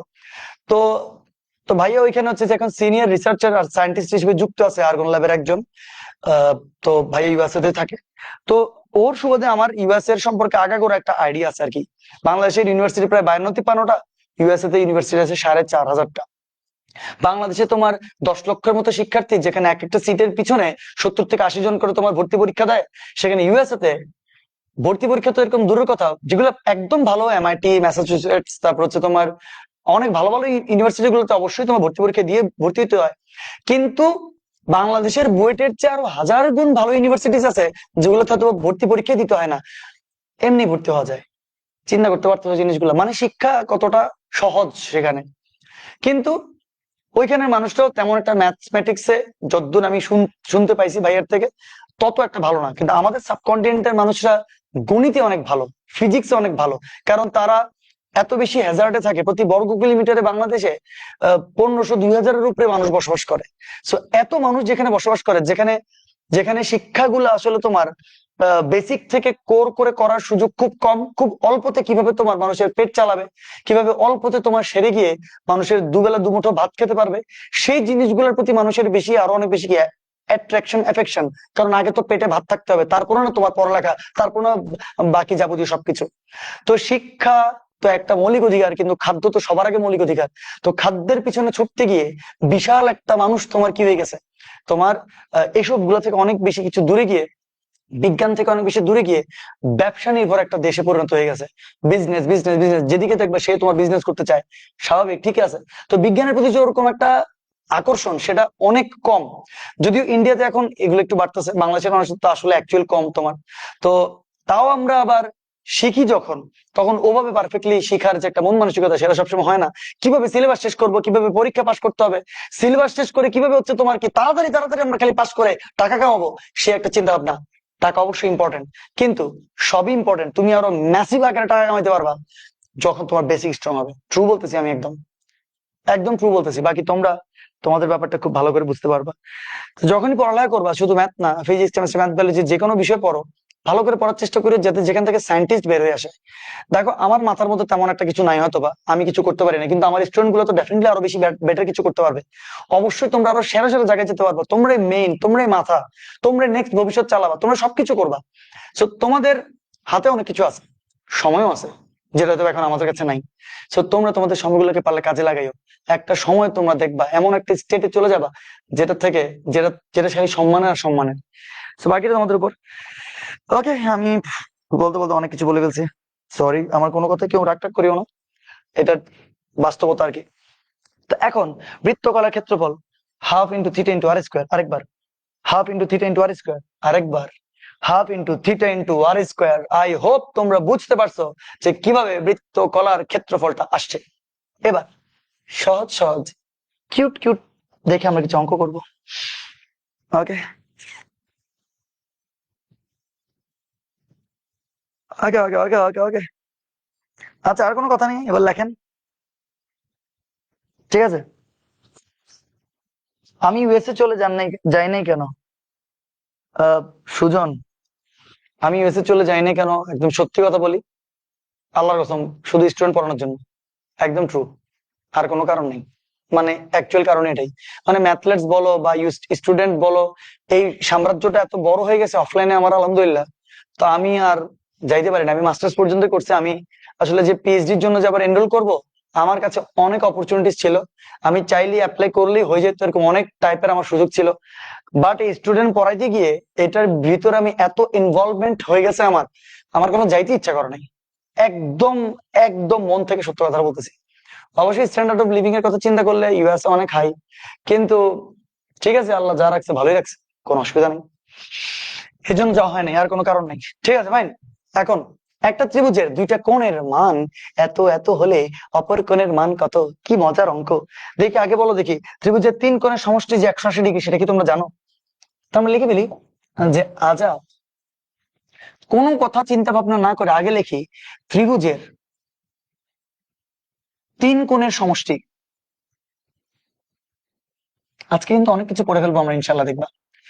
তিন কোণের সমষ্টি হচ্ছে 180 ডিগ্রি। 180 ডিগ্রিকে আমরা পাই দ্বারা প্রকাশ করতে পারি নাকি পারি না? পারি, কোনো অসুবিধা আছে? কোনো অসুবিধা নেই। এবার দেখো, একটা ত্রিভুজের দুইটা কোণের মান, একটা হচ্ছে 25 ডিগ্রি, একটা দেওয়া আছে ডিগ্রিতে, আরেকটা দেওয়া আছে রেডিয়ানে। একটা ডিগ্রিতে একটা রেডিয়ানে। আমরা একটা কাজ করি, আমরা সবগুলাকে কি রেডিয়ানে নিতে পারবো না? পারবো না, এটা তো রেডিয়ানে আছে, এটাকে নিয়ে আর কিছু নাই, 25 ডিগ্রি। এবার বলো, লাস্ট ক্লাসে 25 ডিগ্রি কি রেডিয়ানে নেওয়ার জন্য কোনো কিছু শিখেছি না শিখাই নাই? আহা, সব ভুলে গেছে। দেখি বলো আবার, কি শিখছিলাম আমরা লাস্ট ক্লাসে? 1 ডিগ্রি ইকুয়াল টু π/180 রেডিয়ান। লিখছি না লিখি নাই? লিখছি। সো 25 ডিগ্রি, সুতরাং 25 ডিগ্রি ইকুয়াল টু 25 π/180 রেডিয়ান। দেখো তো ডিগ্রিটা কি রেডিয়ানে গেছে না যায় নাই? অবশ্যই গেছে। সো এখন এখন আমরা কি লিখতে পারি? আমরা জানি ত্রিভুজের তিন কোণের সমষ্টি 180 ডিগ্রি। সো এখন অপর কোণের তোমাকে মান বের করতে বলছে। আমরা কি অপর কোণটাকে কিছু একটা ধরে নিতে পারি না? তা আমরা লিখি ধরি ধরি অপর কোণ ইকুয়াল টু হচ্ছে তোমার এক্স, তার একটা মান ধরে নিলাম। ওই এক্স এর মানটা আমরা বের করতে হবে আমাদেরকে। তো এখন এখান থেকে কি লেখা যাবে? ত্রিভুজের তিন কোণের সমষ্টি, তো তিন কোণের মধ্যে একটা তো এক্স, যেটার মান নির্ণয় করব। আর একটা কোণ আমরা এখন দেখতে পাচ্ছি, আর একটা কোণ হচ্ছে 25π/180। আমরা লিখলাম 25π/180, এটা হচ্ছে আরেকটা কোণ। আরেকটা কোণ কত দেয়া আছে? 11π/36। এই যে ত্রিভুজের তিন কোণের সমষ্টি ইকুয়াল টু 180। বুঝতেই পারতেছো কতটা সহজ। মানে এক্স এর মানটা তোমার এখন নির্ণয় করতে হবে। এক্স এর মানটা কিভাবে নির্ণয় করবা? এক্স ইকুয়াল টু লেখা যাবে পাই মাইনাস 25 আর 180, এটাকে কি মোকাবেলা করা যাবে নাকি যাবে না? অবশ্যই যাবে। তাহলে কত হবে? 5π/36 হবে। এটা হবে 5π/36, বুঝছো তোমরা? এটা থেকে এটা লিখছি আর কি, 5 দিয়ে মোকাবেলা করো না, তাহলে হয়ে যাবে। আচ্ছা, সো সো পাই ছিল, এটা প্লাসটা পাশে গেলে মাইনাস হয়েছে, এটাও প্লাসটা পাশে গেলে মাইনাস হবে। 11π/36। এবার এটা কি লসাগু করতে পারবা? এক্স ইকুয়াল টু কি লেখা যাবে? 36। 36 ইন্টু পাই মানে 36π মাইনাস 5π মাইনাস 11π। সেখান থেকে ক্যালকুলেশন করলে 5π/9 আসবে, 5π/9 আসবে, এবং এটাই হচ্ছে তোমার আনসার। কোনো কি কঠিন মানে বুঝো না? মনে হয় আমি আরেকটা লাইন লিখবো, আরেকটা লাইন লিখি, এখান থেকে ক্যালকুলেশন করলে 20π/36 আসবে আর কি, 20π/36 আসবে, বা আসবে 5π/9। একই কথা, বুঝো না তোমরা? 11 5 16, 36 থেকে 16 গেলে 20, নিচে 36। তাহলে কত দ্বারা কাটাকাটি করছি আমরা? 4 দ্বারা। 4 5 20, 4 9 36, অ্যান্সার চলে আসছে। পারবেন? এই সহজ না কঠিন দেখি বলেন, আপনি একটু বলতে হবে তো সহজ না কঠিন। এই যে আমার অদম্য তো অলরেডি অ্যান্সার দিয়ে দিয়েছি, মিথুন, জানাতুল, নাইমা, তারপরে তমা, অস্থির অবস্থা।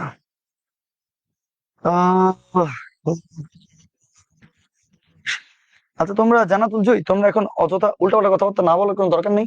পড়াতে মনোযোগ দিবা, যখন এখানে থাকবা, যখন আমি পড়াবো, কারো কমেন্ট আমার পছন্দ না, তখন তো থাকে না একটা মানুষের একটা জিনিস পছন্দ অপছন্দ, আমি খুবই অপছন্দ করি। আমার মনে হয় তোমরা আমার এই অপছন্দের কাজটা না করলেও পারো। তো এই আর কি। ওকে, ঠিক আছে।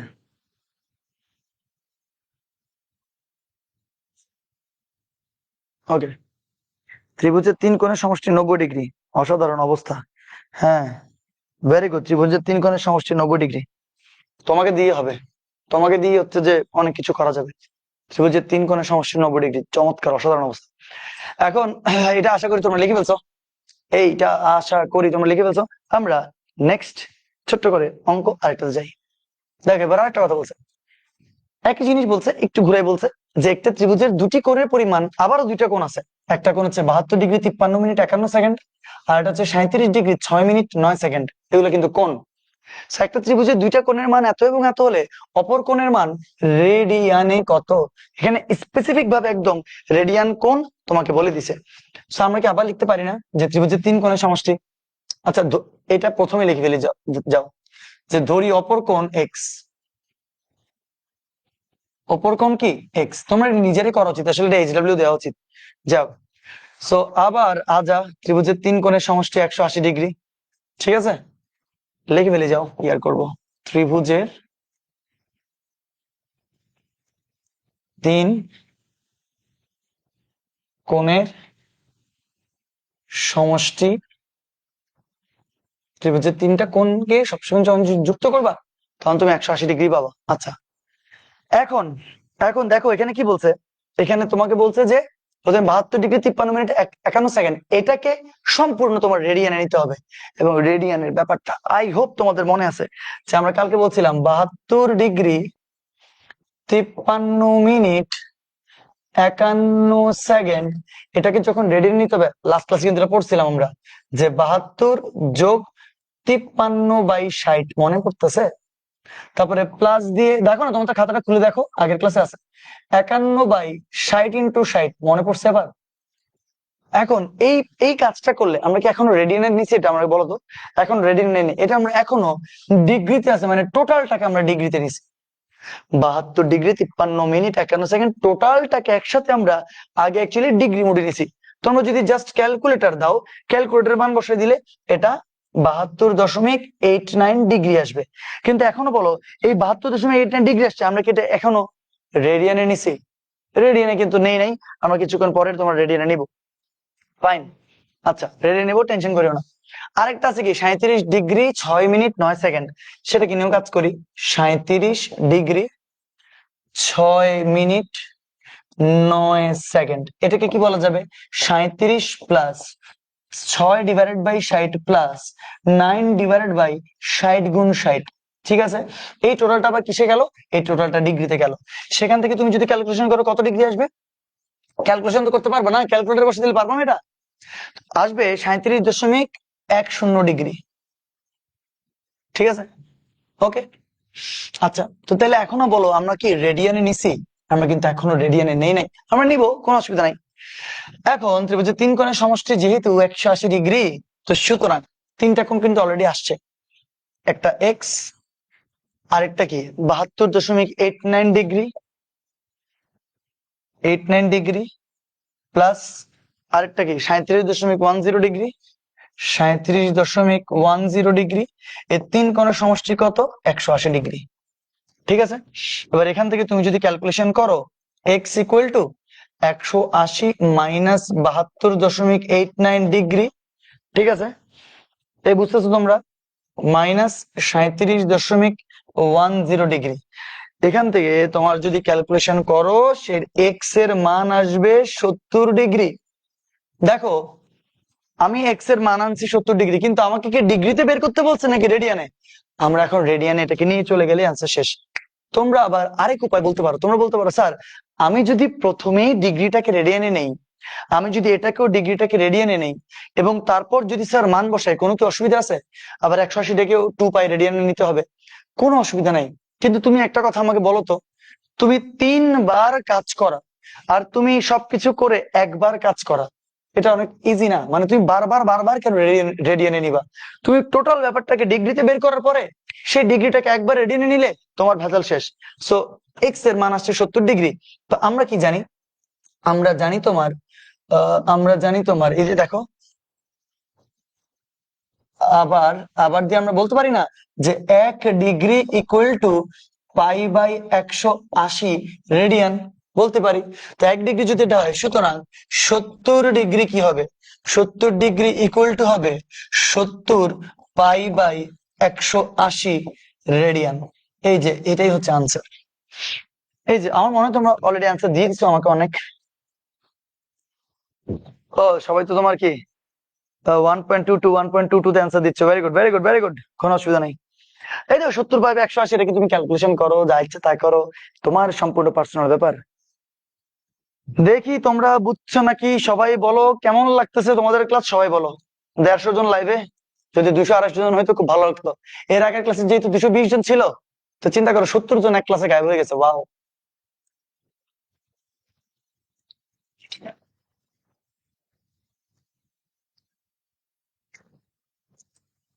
দোস তোমরা আমাকে আমার ব্যাচ অদম্য, চাইলে একটু আমাকে খুশি করতে পারতো তোমরা লাইভে থেকে।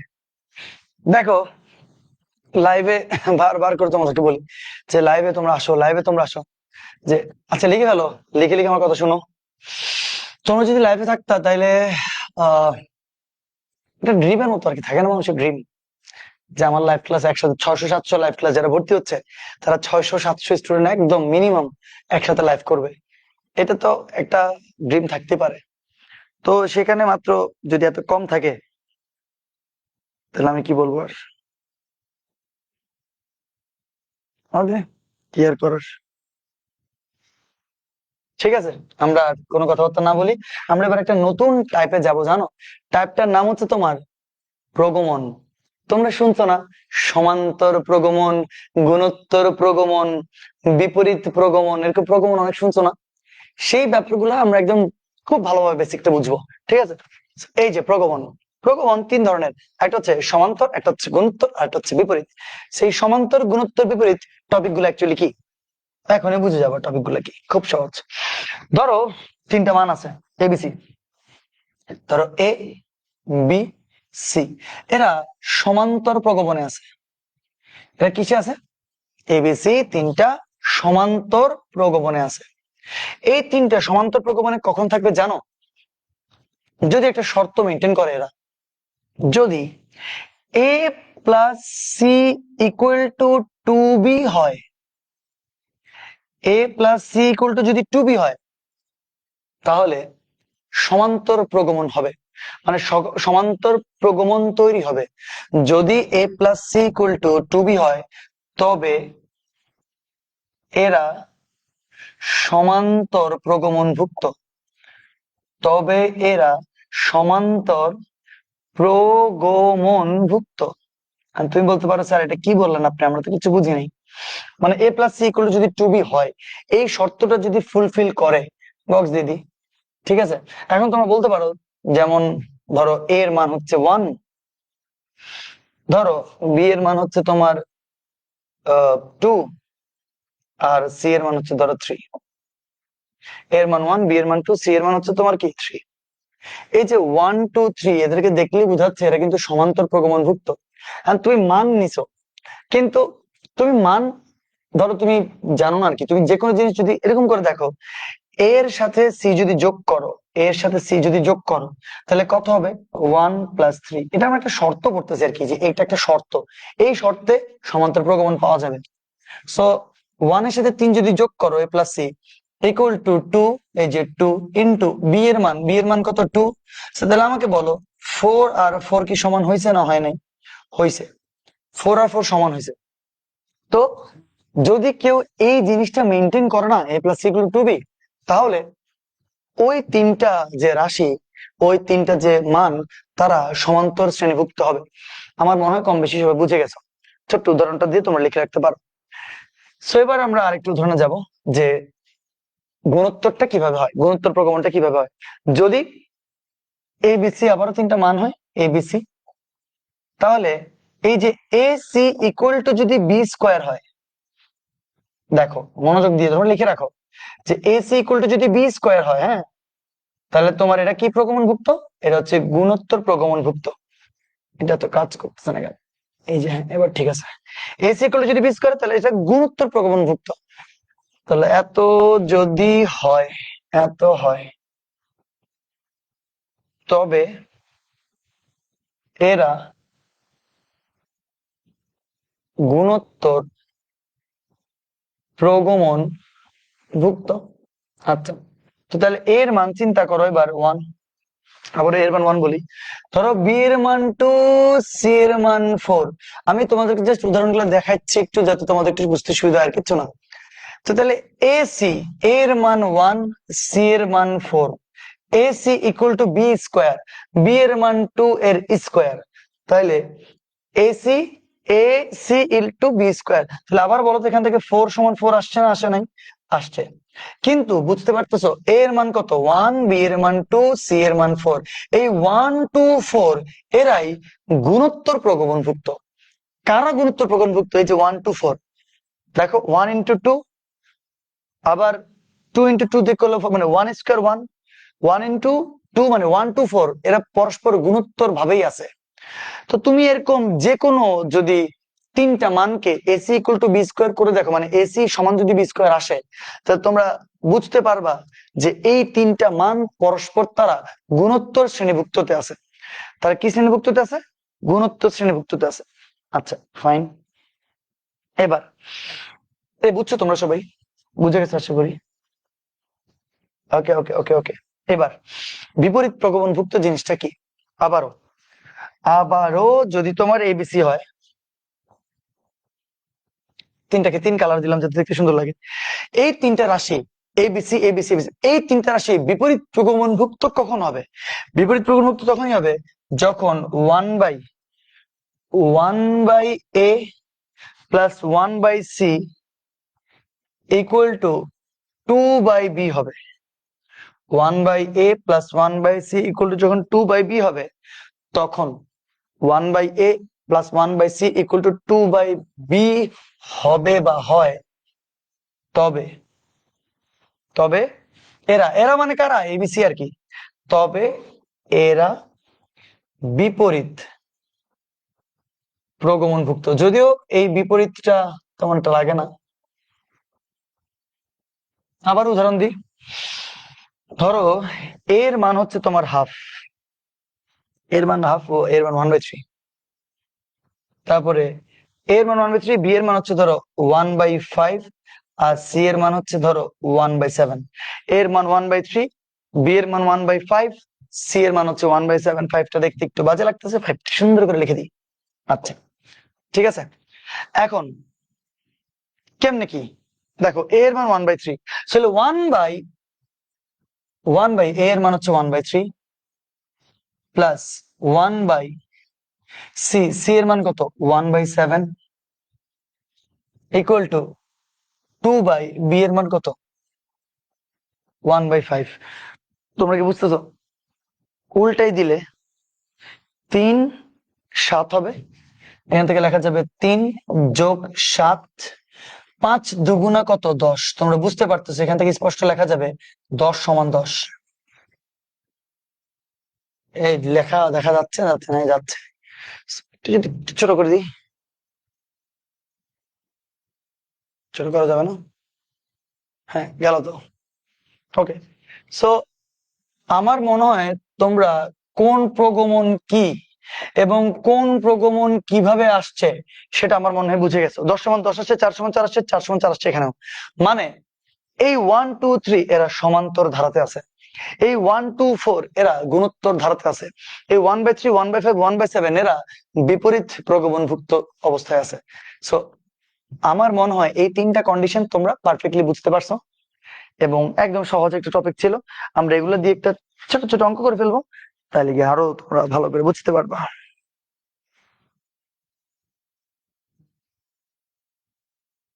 প্রগমন ক্লিয়ার? আচ্ছা, প্রগমন মানে কি, ধারা আর কি, মানে একটা ওয়েতে তারা আছে।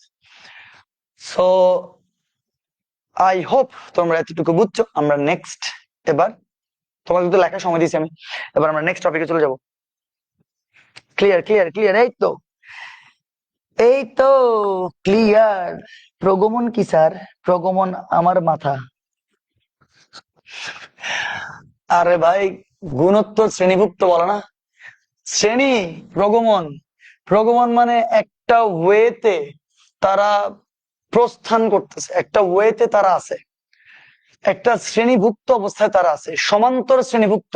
10 20 30 প্রত্যেকবার অন্তর সমান, 20 থেকে 10 গেলে 10, 30 থেকে 10 20 গেলে 10, এই যে অন্তর সমান হইল, এদেরকে বলে সমান অন্তর।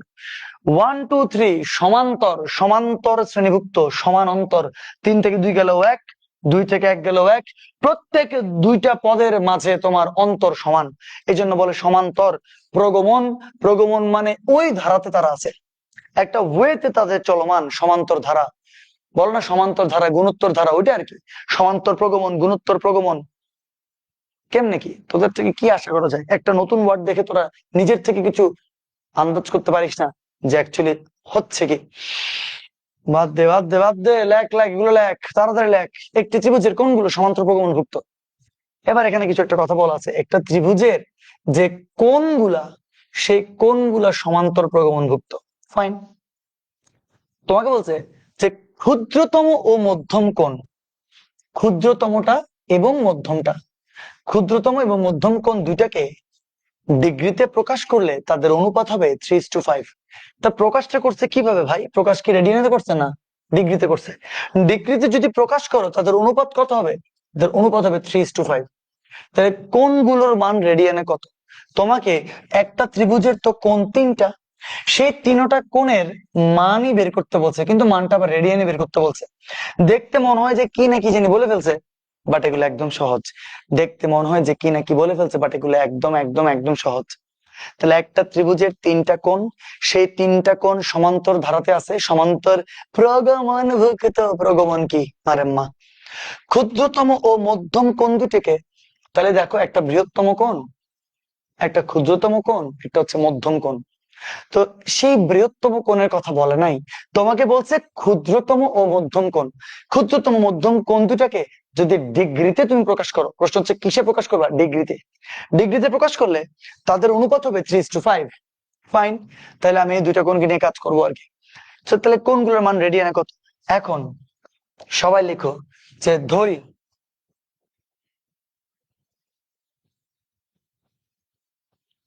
ধরি কোণগুলো, এই কোণগুলোর মানগুলো আমরা এভাবে ধরে নিচ্ছি, একটু দেখো। ধরি কোণগুলো একটা হচ্ছে আলফা মাইনাস বিটা। তুমি বলতে পারো স্যার এটা কি আবার? ধৈর্য ধরো, সব বুঝে যাবা। একটা আলফা আর একটা আলফা প্লাস বিটা। দেখো বেসিক অনেক ইম্পর্টেন্ট, বুঝতে হবে হইলো কি এখানে। তো তুমি বলতে পারো যে স্যার কিছুক্ষণ আগে আপনি যখন সমান্তর শ্রেণীভুক্ত বললেন, আপনি যখন সমান্তর প্রগমনভুক্ত বললেন, তখন আপনি এখানে বললেন a plus C equal to 2b। কিন্তু স্যার আপনি এখন আবার কোত্থেকে alpha minus beta, alpha alpha plus beta কি কি জানি বলছেন, এগুলো কি? আমি আসলে এমন ভাবে তিনটা মান ধরে নিছি যারা a plus C equal to 2b কে, a plus C equal to 2b কে স্যাটিসফাই করে, মানে হচ্ছে যে ওইটা মেনে চলে। আমি এমন ভাবে মানগুলো আমাদেরকে লিখতে হয়েছে যাতে a plus C equal to b কে মেনটেন করে। তুমি বলতে পারো স্যার কেমনে, দেখি বলো। এটা a, এটা c, এই দুইটাকে a আর c, এই দুটাকে যোগ করলাম, a plus C, a plus C equal to, আমরা দেখি কি আসে। তোমার কি মনে হয় না যে বিটা আর বিটা চলে গেছে, সো 2 আলফা থাকে, 2 আলফা। তো মাঝেরটা কি? মাঝেরটাই তো সি, সরি মাঝেরটাই তো কি বি না? এটা হচ্ছে এ, এটা হচ্ছে সি, এটা হচ্ছে বি। তাহলে 2b, তাহলে 2b, 2 আলফা আসছে না আসেনি? আসছে না আসেনি? অবশ্যই তোমার কিন্তু এই ব্যাপারটাকে মেনটেন করছে, ঠিক আছে না?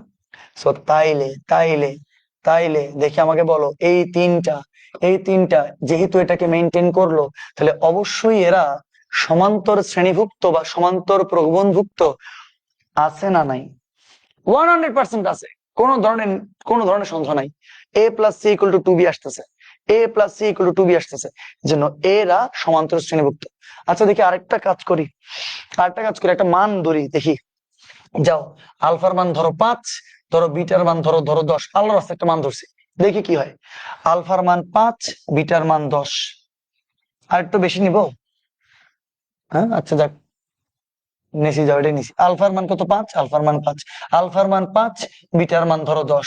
তাহলে বলো তো 5 থেকে 10 গেলে কত? -5। এটা কত? 5, 10 5 কত? 15। তুমি কি জানো 15 আর 5 এর মাঝখানে, 15 আর 5 এর মাঝখানে ডিফারেন্স হচ্ছে 10 আছে, এবং 5 আর -5 এর মাঝখানেও ডিফারেন্স তোমার 10 আছে।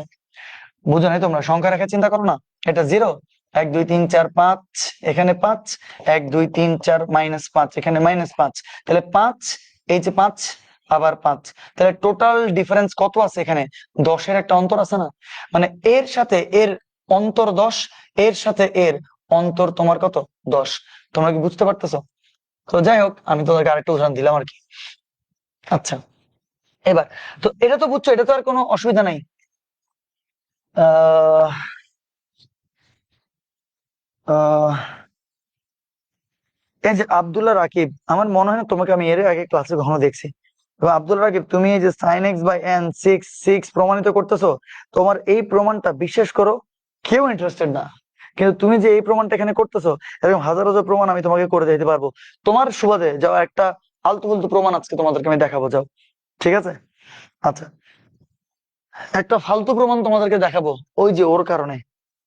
তো কথা হচ্ছে যে আজাইরা কমেন্ট, কোন প্রয়োজন নাই। এমনিতেই হচ্ছে যে জীবনে এত এত কথাবার্তা, এত এত কমেন্টের, যেটা প্রয়োজনীয়, যেটা বুঝছো, যেটা তোমার আনসার দেওয়া উচিত, সেটা নিয়ে কথা বললেই বেটার। তাহলে বোঝা যাবে যে তুমি এখানের মধ্যে মনোযোগ আছো। কিন্তু তুমি যদি এখানে মনোযোগ না হতো তাহলে কেমন হবে? তাহলে আমাকে আমাকে আসলে একটা যে কোনগুলা কোনগুলো বলছে সমান্তর প্রগমনভুক্ত, সেই কোনগুলোর মান আমাকে বের করতে বলছে, এবং আমি কোনগুলো এটা হিসেবে ধরে নিছি, আমি এগুলা কোন হিসেবে ধরে নিছি। মানে আমাকে আসলে এইগুলা মানই বের করতে হবে। অথবা তোমাদেরকে এভাবে বলতে পারি, তুমি যদি কোনোভাবে আলফার মান বের করতে পারো, তুমি যদি কোনোভাবে বিটার মান বের করতে পারো, এবং যদি মানগুলো এখানে বসাই দাও, তোমার আনসার চলে আসবে। ঠিক আছে না? তা আমরা জানি কি ত্রিভুজের 3 কোণের সমষ্টি 180 ডিগ্রি। সো আমরা জানি আজা এই যে তিন কোণের সমষ্টি, একটা হচ্ছে আলফা মাইনাস বিটা, আরেকটা হচ্ছে আলফা, এবং আরেকটা হচ্ছে আলফা প্লাস বিটা। তিন কোণের সমষ্টি হচ্ছে 180 ডিগ্রি। লিখে দিলাম কোনো কথাবার্তা ছাড়া 180 ডিগ্রি। দেখো এখানে বিটা আর বিটা অলরেডি মোকাবেলা, সো তাইলে এখান থেকে লেখা যাবে 3α ইকুয়াল টু 180 ডিগ্রি, অথবা সুন্দরভাবে দেখো বলা যায় আলফার মান 60 ডিগ্রি। অলরেডি তোমাদের আলফার মান আসছে না আসে নাই? দেখো আসছে। তাহলে আলফার মান অলরেডি চলে আসছে, এখন দরকার খালি বিটার মান। বিটার মানটা যদি নির্ণয় করতে পারি এবং এখানে বসে দিই, কোনো কথাবার্তা ছাড়া আমাদের আনসার চলে আসবে। এবার তোমাকে আরেকটা ইনফরমেশন এখানে দেয়া আছে, ক্ষুদ্রতম এবং মধ্যম কোণ দুইটাকে ডিগ্রিতে প্রকাশ করলে তাদের অনুপাত হয় 3:5। তাহলে ক্ষুদ্রতম আর মধ্যম, কমন সেন্স থেকে তোমার কি বলে? এটাই ক্ষুদ্রতম আর এটাই মধ্যম না? এই যে কিছুক্ষণ আগে দেখছি -5 আসছিল, এটা 5 আসছিল, এটা 15 আসছিল, তো এটা তো সবচেয়ে বড়, এটা প্লাস হয়েছে, দুইটা মান যুক্ত হয়েছে। সো তাহলে এটাই মধ্যম আর এটাই সবচেয়ে ক্ষুদ্র না? বোঝা যাচ্ছে জিনিসটা? সো তাইলে এই ক্ষুদ্রতমকে আলফা মাইনাস বিটা, এবং মধ্যমকে আলফা, এই দুইটার অনুপাত কত? 3:5। সো তাইলে আমরা যদি বলি প্রশ্ন মতে, প্রশ্নতেই তো এটা দেওয়া আছে। সো ক্ষুদ্রতম হচ্ছে আলফা মাইনাস বিটা, এবং মধ্যম হচ্ছে আলফা। এদের অনুপাত কত? অনুপাত হচ্ছে 3:5। 3:5 বা 3/5। এটা কি কোনো কঠিন কোনো কিচ্ছু কঠিন না। তাহলে 5α মাইনাস 5β ইকুয়াল টু 3α। সেখান থেকে 5α মাইনাস 3α ইকুয়াল টু 5β এ লেখা যাবে। 5α থেকে 3α গেলে 2α ইকুয়াল টু 5β লেখা যাবে। এখান থেকে তোমার বিটার মানটা লেখা যাবে 2α/5। সো তাইলে বিটার মানটা 2α। তুমি কি জানো আলফার মান কত? আলফার মান তো জানোই 60 ডিগ্রি। সো তাহলে আলফার মান এখানে 60 বসাই দিলে 60/5। তাহলে 5 12 60, 12 দুগুণা 24 ডিগ্রি। তোমরা কি বুঝতে পারতেছো এটা যে 24 ডিগ্রি আসছে? তো আমাকে কিন্তু বলছিল ডিগ্রিতে প্রকাশ করলে, এজন্য আমরা কিন্তু পুরোটা ডিগ্রিতে ক্যালকুলেশন করে এই যে 24 ডিগ্রিটা আনছি, আমরা বিটার মানটা 24 ডিগ্রিতে আনছি। আলফার মানও জানি, বিটার মানও আমরা জানি। জানি না? অবশ্যই জানি। তোমরা এখান থেকে চাইলে ডিরেক্ট আসলে রেডিয়ান কোণটা বের করে ফেলতে পারো। সবাই জানো 1 ডিগ্রি মানে 180। 1 ডিগ্রি মানে কত? Sorry, π/180 radian. এই কথা বলো না। 1 ডিগ্রি মানে কি? π/180 রেডিয়ান। তো 60 ডিগ্রি মানে কি? সো এখান থেকে লিখতে পারবা 60 ডিগ্রি ইকুয়াল টু 60 π/180 রেডিয়ান। ঠিক আছে? তো এখান থেকে লেখা যাবে এই যে মোকাবেলা করলে 3 π/3 রেডিয়ান। তো এটাও রেডিয়ানে আনলাম। 24 ডিগ্রিকে তাহলে কি বলা যাবে? 24 π/180 রেডিয়ান। 24 π/180 রেডিয়ান। এখানেও মোকাবেলা যদি করো তুমি 12 দ্বারা, 12 দুগুণা 24। সো তাহলে 2π, 12 দ্বারা 180 কাটলে 15, তো তাহলে 2π/15 রেডিয়ান। দেখো এই 60 ডিগ্রি তাকেও আমরা রেডিয়ানে আনলাম, এই যে বিটার মান তাকেও আমরা রেডিয়ানে আনলাম। এখন তোমাদেরকে কোনগুলো বের করতে হবে, তাহলে একটা আলফা মাইনাস বিটা, একটা আলফা প্লাস বিটা। সো এখন লেখা যাবে সুন্দর মতন করে যে সুতরাং আলফা মাইনাস বিটা, আলফার মান কত? π/3 মাইনাস বিটার মান কত? 2π/15। 2π/15। দেখো আমরা আলটিমেট রেডিয়ানে আনছি না আনি নাই? এই রেডিয়ানে আনছি আনি নাই? অবশ্যই আনছি। এখান থেকে ক্যালকুলেশন করলে কি লেখা যাবে? 3π/15। 3π/15 আমার মনে হয় দেখতে পাচ্ছ তোমরা? হ্যাঁ, দেখতে পাচ্ছ। তারপরে আবার বলছে আলফা, তাহলে মাঝখানে একটা আলফা, তাহলে আলফার মান কত? আলফার মান π/3। তাহলে আলফা ইকুয়াল টু লিখলাম π/3। আরেকটা কি আছে? Alpha plus beta. সো তাহলে সুতরাং আলফা প্লাস বিটা, আলফার মান π/3 প্লাস বিটার মান হচ্ছে 2π/15। 2π/15 এখান থেকে, এই তোমরা কি বুঝতে পারছো সবাই? ওই যে alpha minus beta, alpha plus beta, আমরা তিনটা মানে তো বের করবো। সো এখন আলফা প্লাস বিটা মানে π/3 প্লাস 2π/15 ক্যালকুলেশন করলে আসবে 7π/15। 7π/15। সো তিনটা কোণের মান, একটা হচ্ছে 3π/15, আরটা হচ্ছে π/3, আরটা হচ্ছে 7π/15। সহজ না কঠিন? দেখি বলেন কোন অঙ্ক এগুলা? একদম easy।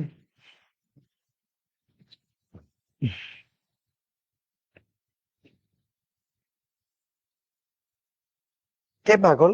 কে পাগলামি করতেছে এখানে বলো তো?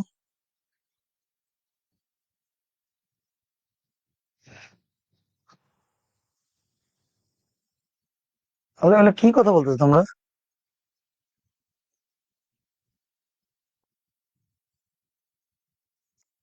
আহা,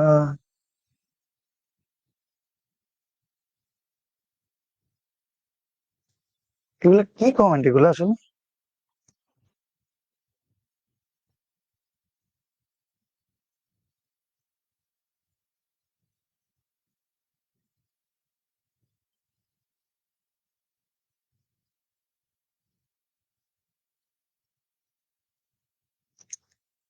ওহো,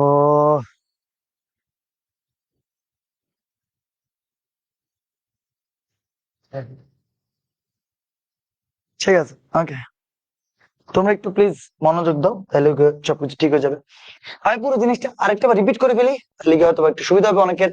তোমাকে বলছে একটা ত্রিভুজের কোণগুলো সমান্তর প্রকোণভুক্ত, সমান্তর শ্রেণীভুক্ত হলে একটাকে আলফা মাইনাস বিটা, একটাকে আলফা, একটা আলফা প্লাস বিটা আমরা বলতেই পারি। কেন বলতে পারি অনেকবার এক্সপ্লেন করছি। তুমি এই তিনটা মানকে এখানে বসায় দেখতে পারো, এ প্লাস ইকুয়াল টু বি, মানে এটার সাথে এটা যুক্ত করো, দেখো টু বি আসবে নাকি। যদি টু বি আসে, তো তাহলে এরা আসলে অ্যাকচুয়ালি সমান্তর শ্রেণীভুক্ত বা সমান্তর প্রগমনভুক্ত। ওকে, আচ্ছা। সো এখন এখন আমি আলফা মাইনাস বিটা, আলফা আর আলফা প্লাস বিটা লেখার পরে এই মানগুলাই হচ্ছে কোনগুলো সেগুলো আমরা নির্ণয় করতে চাই।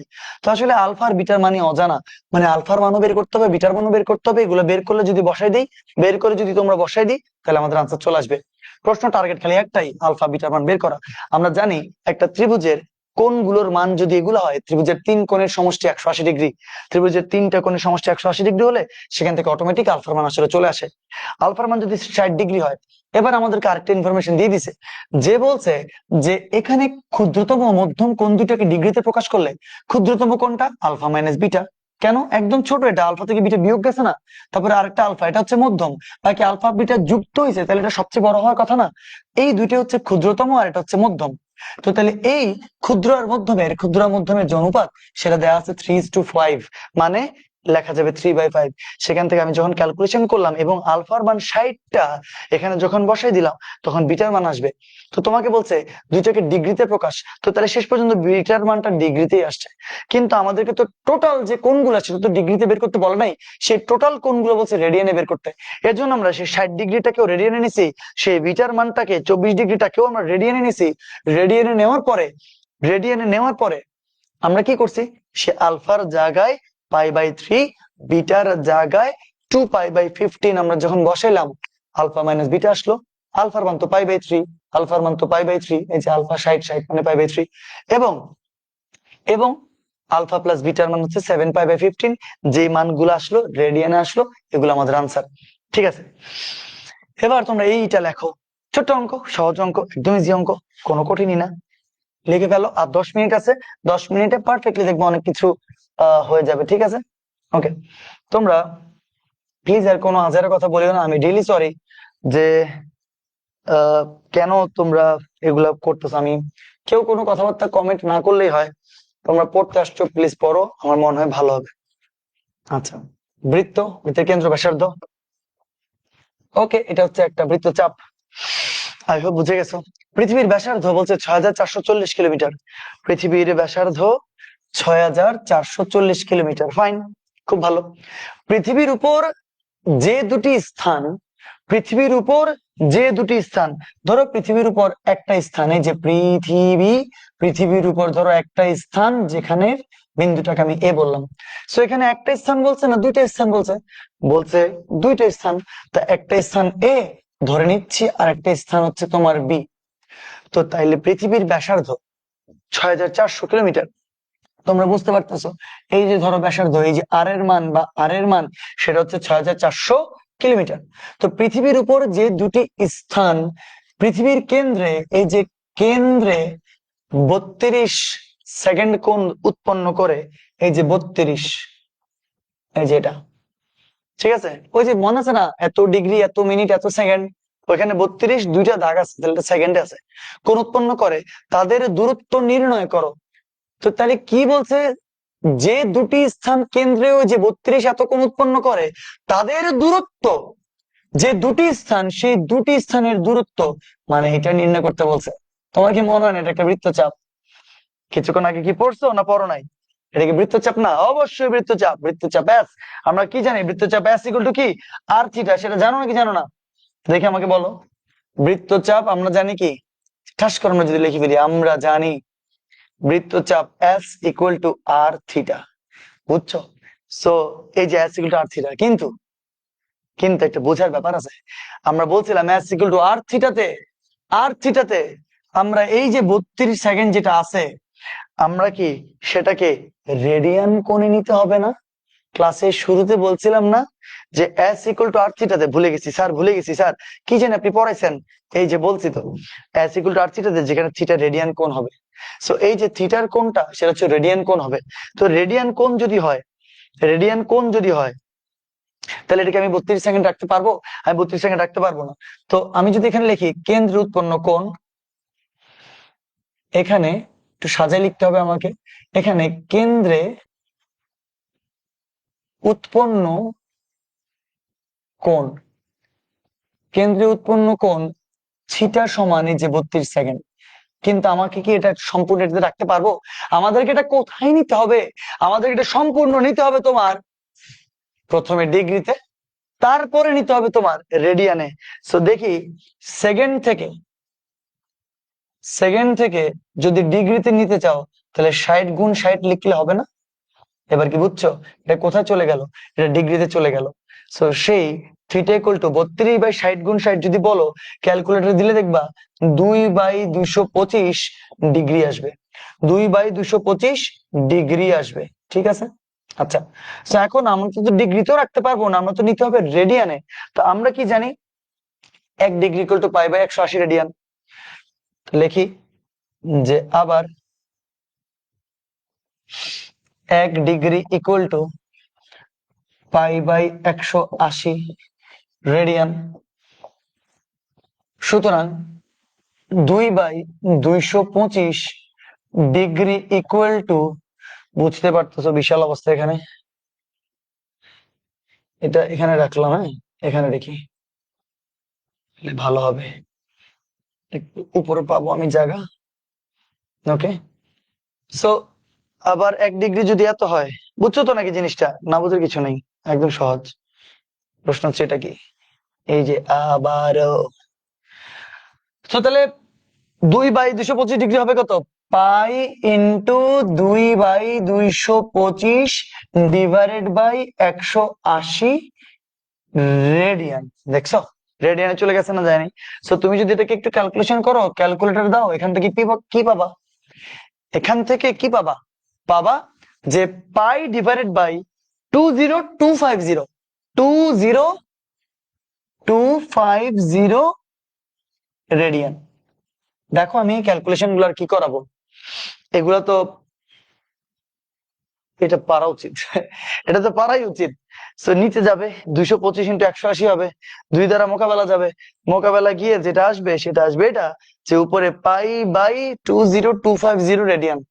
ঠিক আছে, এটা আসলো, এটা চলে আসলো। এখন এই যে s equal to R theta, আমরা কি জানি s ইকুয়াল টু হচ্ছে তোমার, আমার মনে হয় তোমরা সবাই বুঝে গেছো জিনিসটা। হ্যাঁ অনেক কিছু, 0.0991 কিলোমিটার। ওয়াও, অস্থির, অ্যান্সার তো বেরও করে ফেলছে।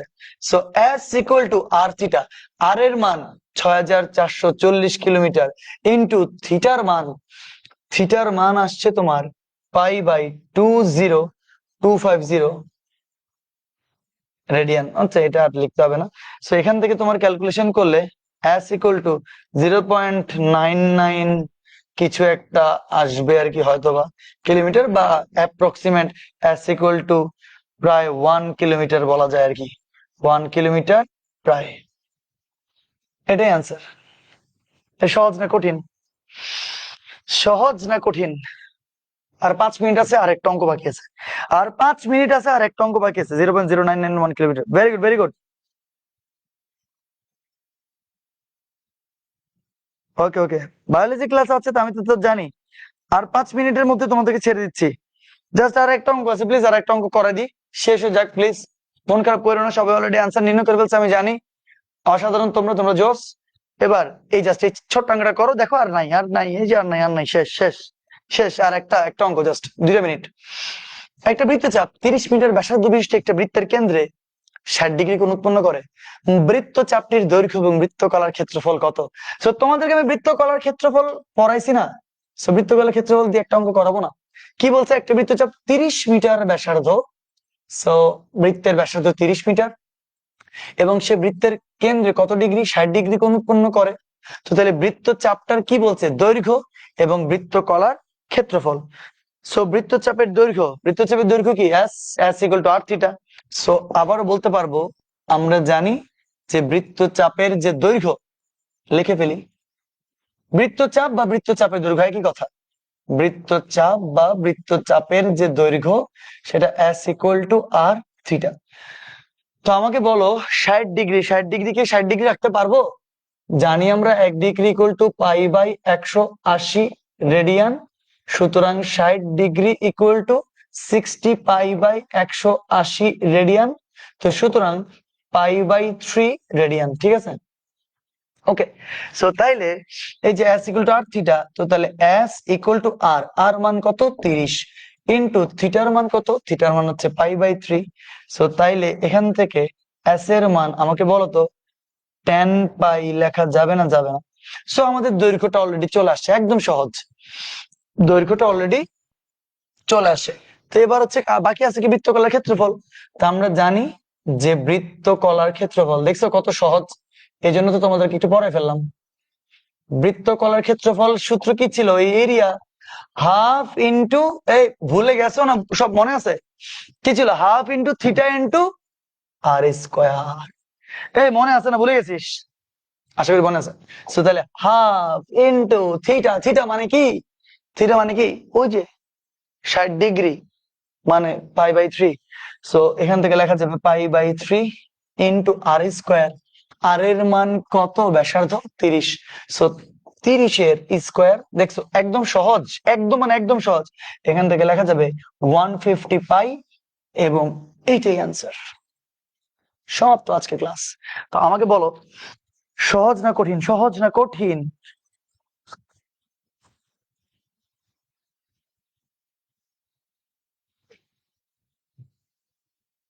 150 পাই, তোমরা এগুলোতে অ্যান্সার রাখবা, এরকম সুন্দর সুন্দর অ্যান্সার গুলোতে রাখবা, ঠিক আছে? তো দেখতে সুন্দর লাগবে। ওকে, কি কি অ্যান্সার দিচ্ছে এগুলো, এইটা 471.24। আচ্ছা, মনে আছে।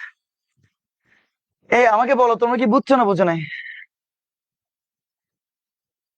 আহ রাকিব, তুমি কিছু বলতে চাচ্ছ মনে হচ্ছে। হম,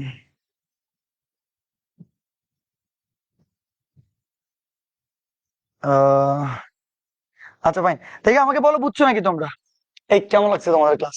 একদম শুরু থেকে চিন্তা করো, শুরু থেকে চিন্তা করো যে আমরা s equal to r theta পড়ছি, কেমনে s equal to r theta আসছে সেটা পড়ছি। সেটার পরে আমরা বৃত্তকলার ক্ষেত্রফল কি সেটা পড়ছি। বৃত্তকলার ক্ষেত্রফলের জায়গায় আমরা পড়ছি বৃত্তের ক্ষেত্রফল কিভাবে পাই আর স্কয়ার হয়, ইন ডিটেল দেখছি, এবং বৃত্তকলার ক্ষেত্রফলটা আমরা করছি। তাছাড়া আমরা ছোট্ট মান, দুইটা কোণ দেওয়া আছে, অপর কোণ বের করতে হবে, সেটা আমরা করলাম। আবারও দুইটা কোণ দেওয়া ছিল, সেগুলো অপর কোণের মানে আমার রেডিয়ানে বের করতে হবে, যেটা লাস্ট ক্লাসের আদলে, লাস্ট ক্লাসও করছি আমরা, সেটা আমরা পড়ে ফেললাম। এরপর হচ্ছে তোমার প্রগমন কি সেটা পড়লাম। একটা হচ্ছে সমান্তর, একটা গুণোত্তর, একটা বিপরীত, মানে সমান্তর শ্রেণীভুক্ত, গুণোত্তর শ্রেণীভুক্ত, বিপরীত শ্রেণীভুক্ত। a plus C equal to 2b, a c equal to b square, 1/a plus 1/c equal to 2/b। এইগুলো যদি হয় তাহলে a b c হবে সমান্তর, এটা হইলে ac equal to b square, a b c হবে গুণোত্তর। 1/a plus 1/c equal to 2/b যদি হয় তাহলে a b c হবে বিপরীত। আচ্ছা, এরপর তো আমরা ছোট্ট তোমার কি ক্ষুদ্রতম মধ্যম কোণ অনুপাত সমান্তর দিয়ে একটা অঙ্ক করলাম, একদম সহজ সহজ অঙ্ক। বৃত্তের ব্যাসার্ধ দিয়ে, মানে পৃথিবীর ব্যাসার্ধ দিয়ে আমরা একটা অঙ্ক করলাম, এবং লাস্টে বৃত্তকলার ক্ষেত্র বলতে আমরা একটা ছোট্ট অঙ্ক করলে আমরা ব্যাপারের টপিক গুলো একদম ভালো করে বুঝছি। সো এতটুকুই আজকের ক্লাস, অনেক সুন্দর class. Thank you, thank you. সব কমপ্লিট, অল ক্লিয়ার স্যার। সেই এই দেখো, একটা সুন্দর গোছানো উপায় না, সবকিছু গোছানো উপায় সব পাবা। নেক্সট ক্লাসে আমরা ঘড়ির কাঁটার অঙ্ক করব। ঘড়ির কাঁটার অঙ্ক কিন্তু অনেক জোস। ঘড়ির কাঁটার অঙ্কগুলো কিন্তু পারফেক্টলি দেখবো, বুঝতে পারবা যে কিভাবে আসছে, কি কি হচ্ছে না হচ্ছে, ঠিক আছে? সো আমি তোমাদেরকে জাস্ট বলবো যে তোমরা প্লিজ লাইভে থাকিও, লাইভ থেকে যাইও না, লাইভ শেষ পর্যন্ত করিও, দেখবো অনেক কিছু শিখতে পারবা। আর আমি আমার সর্বোচ্চ চেষ্টা করতেছি, তোমরা প্লিজ তোমাদের বন্ধু বান্ধবকে জানাও যাতে আমাদের কোর্সে এনরোল হয়।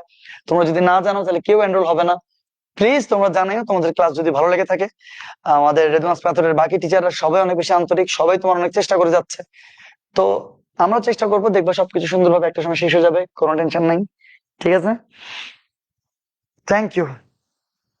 থ্যাংক ইউ এভরি ক্লাস এত জোস কেন?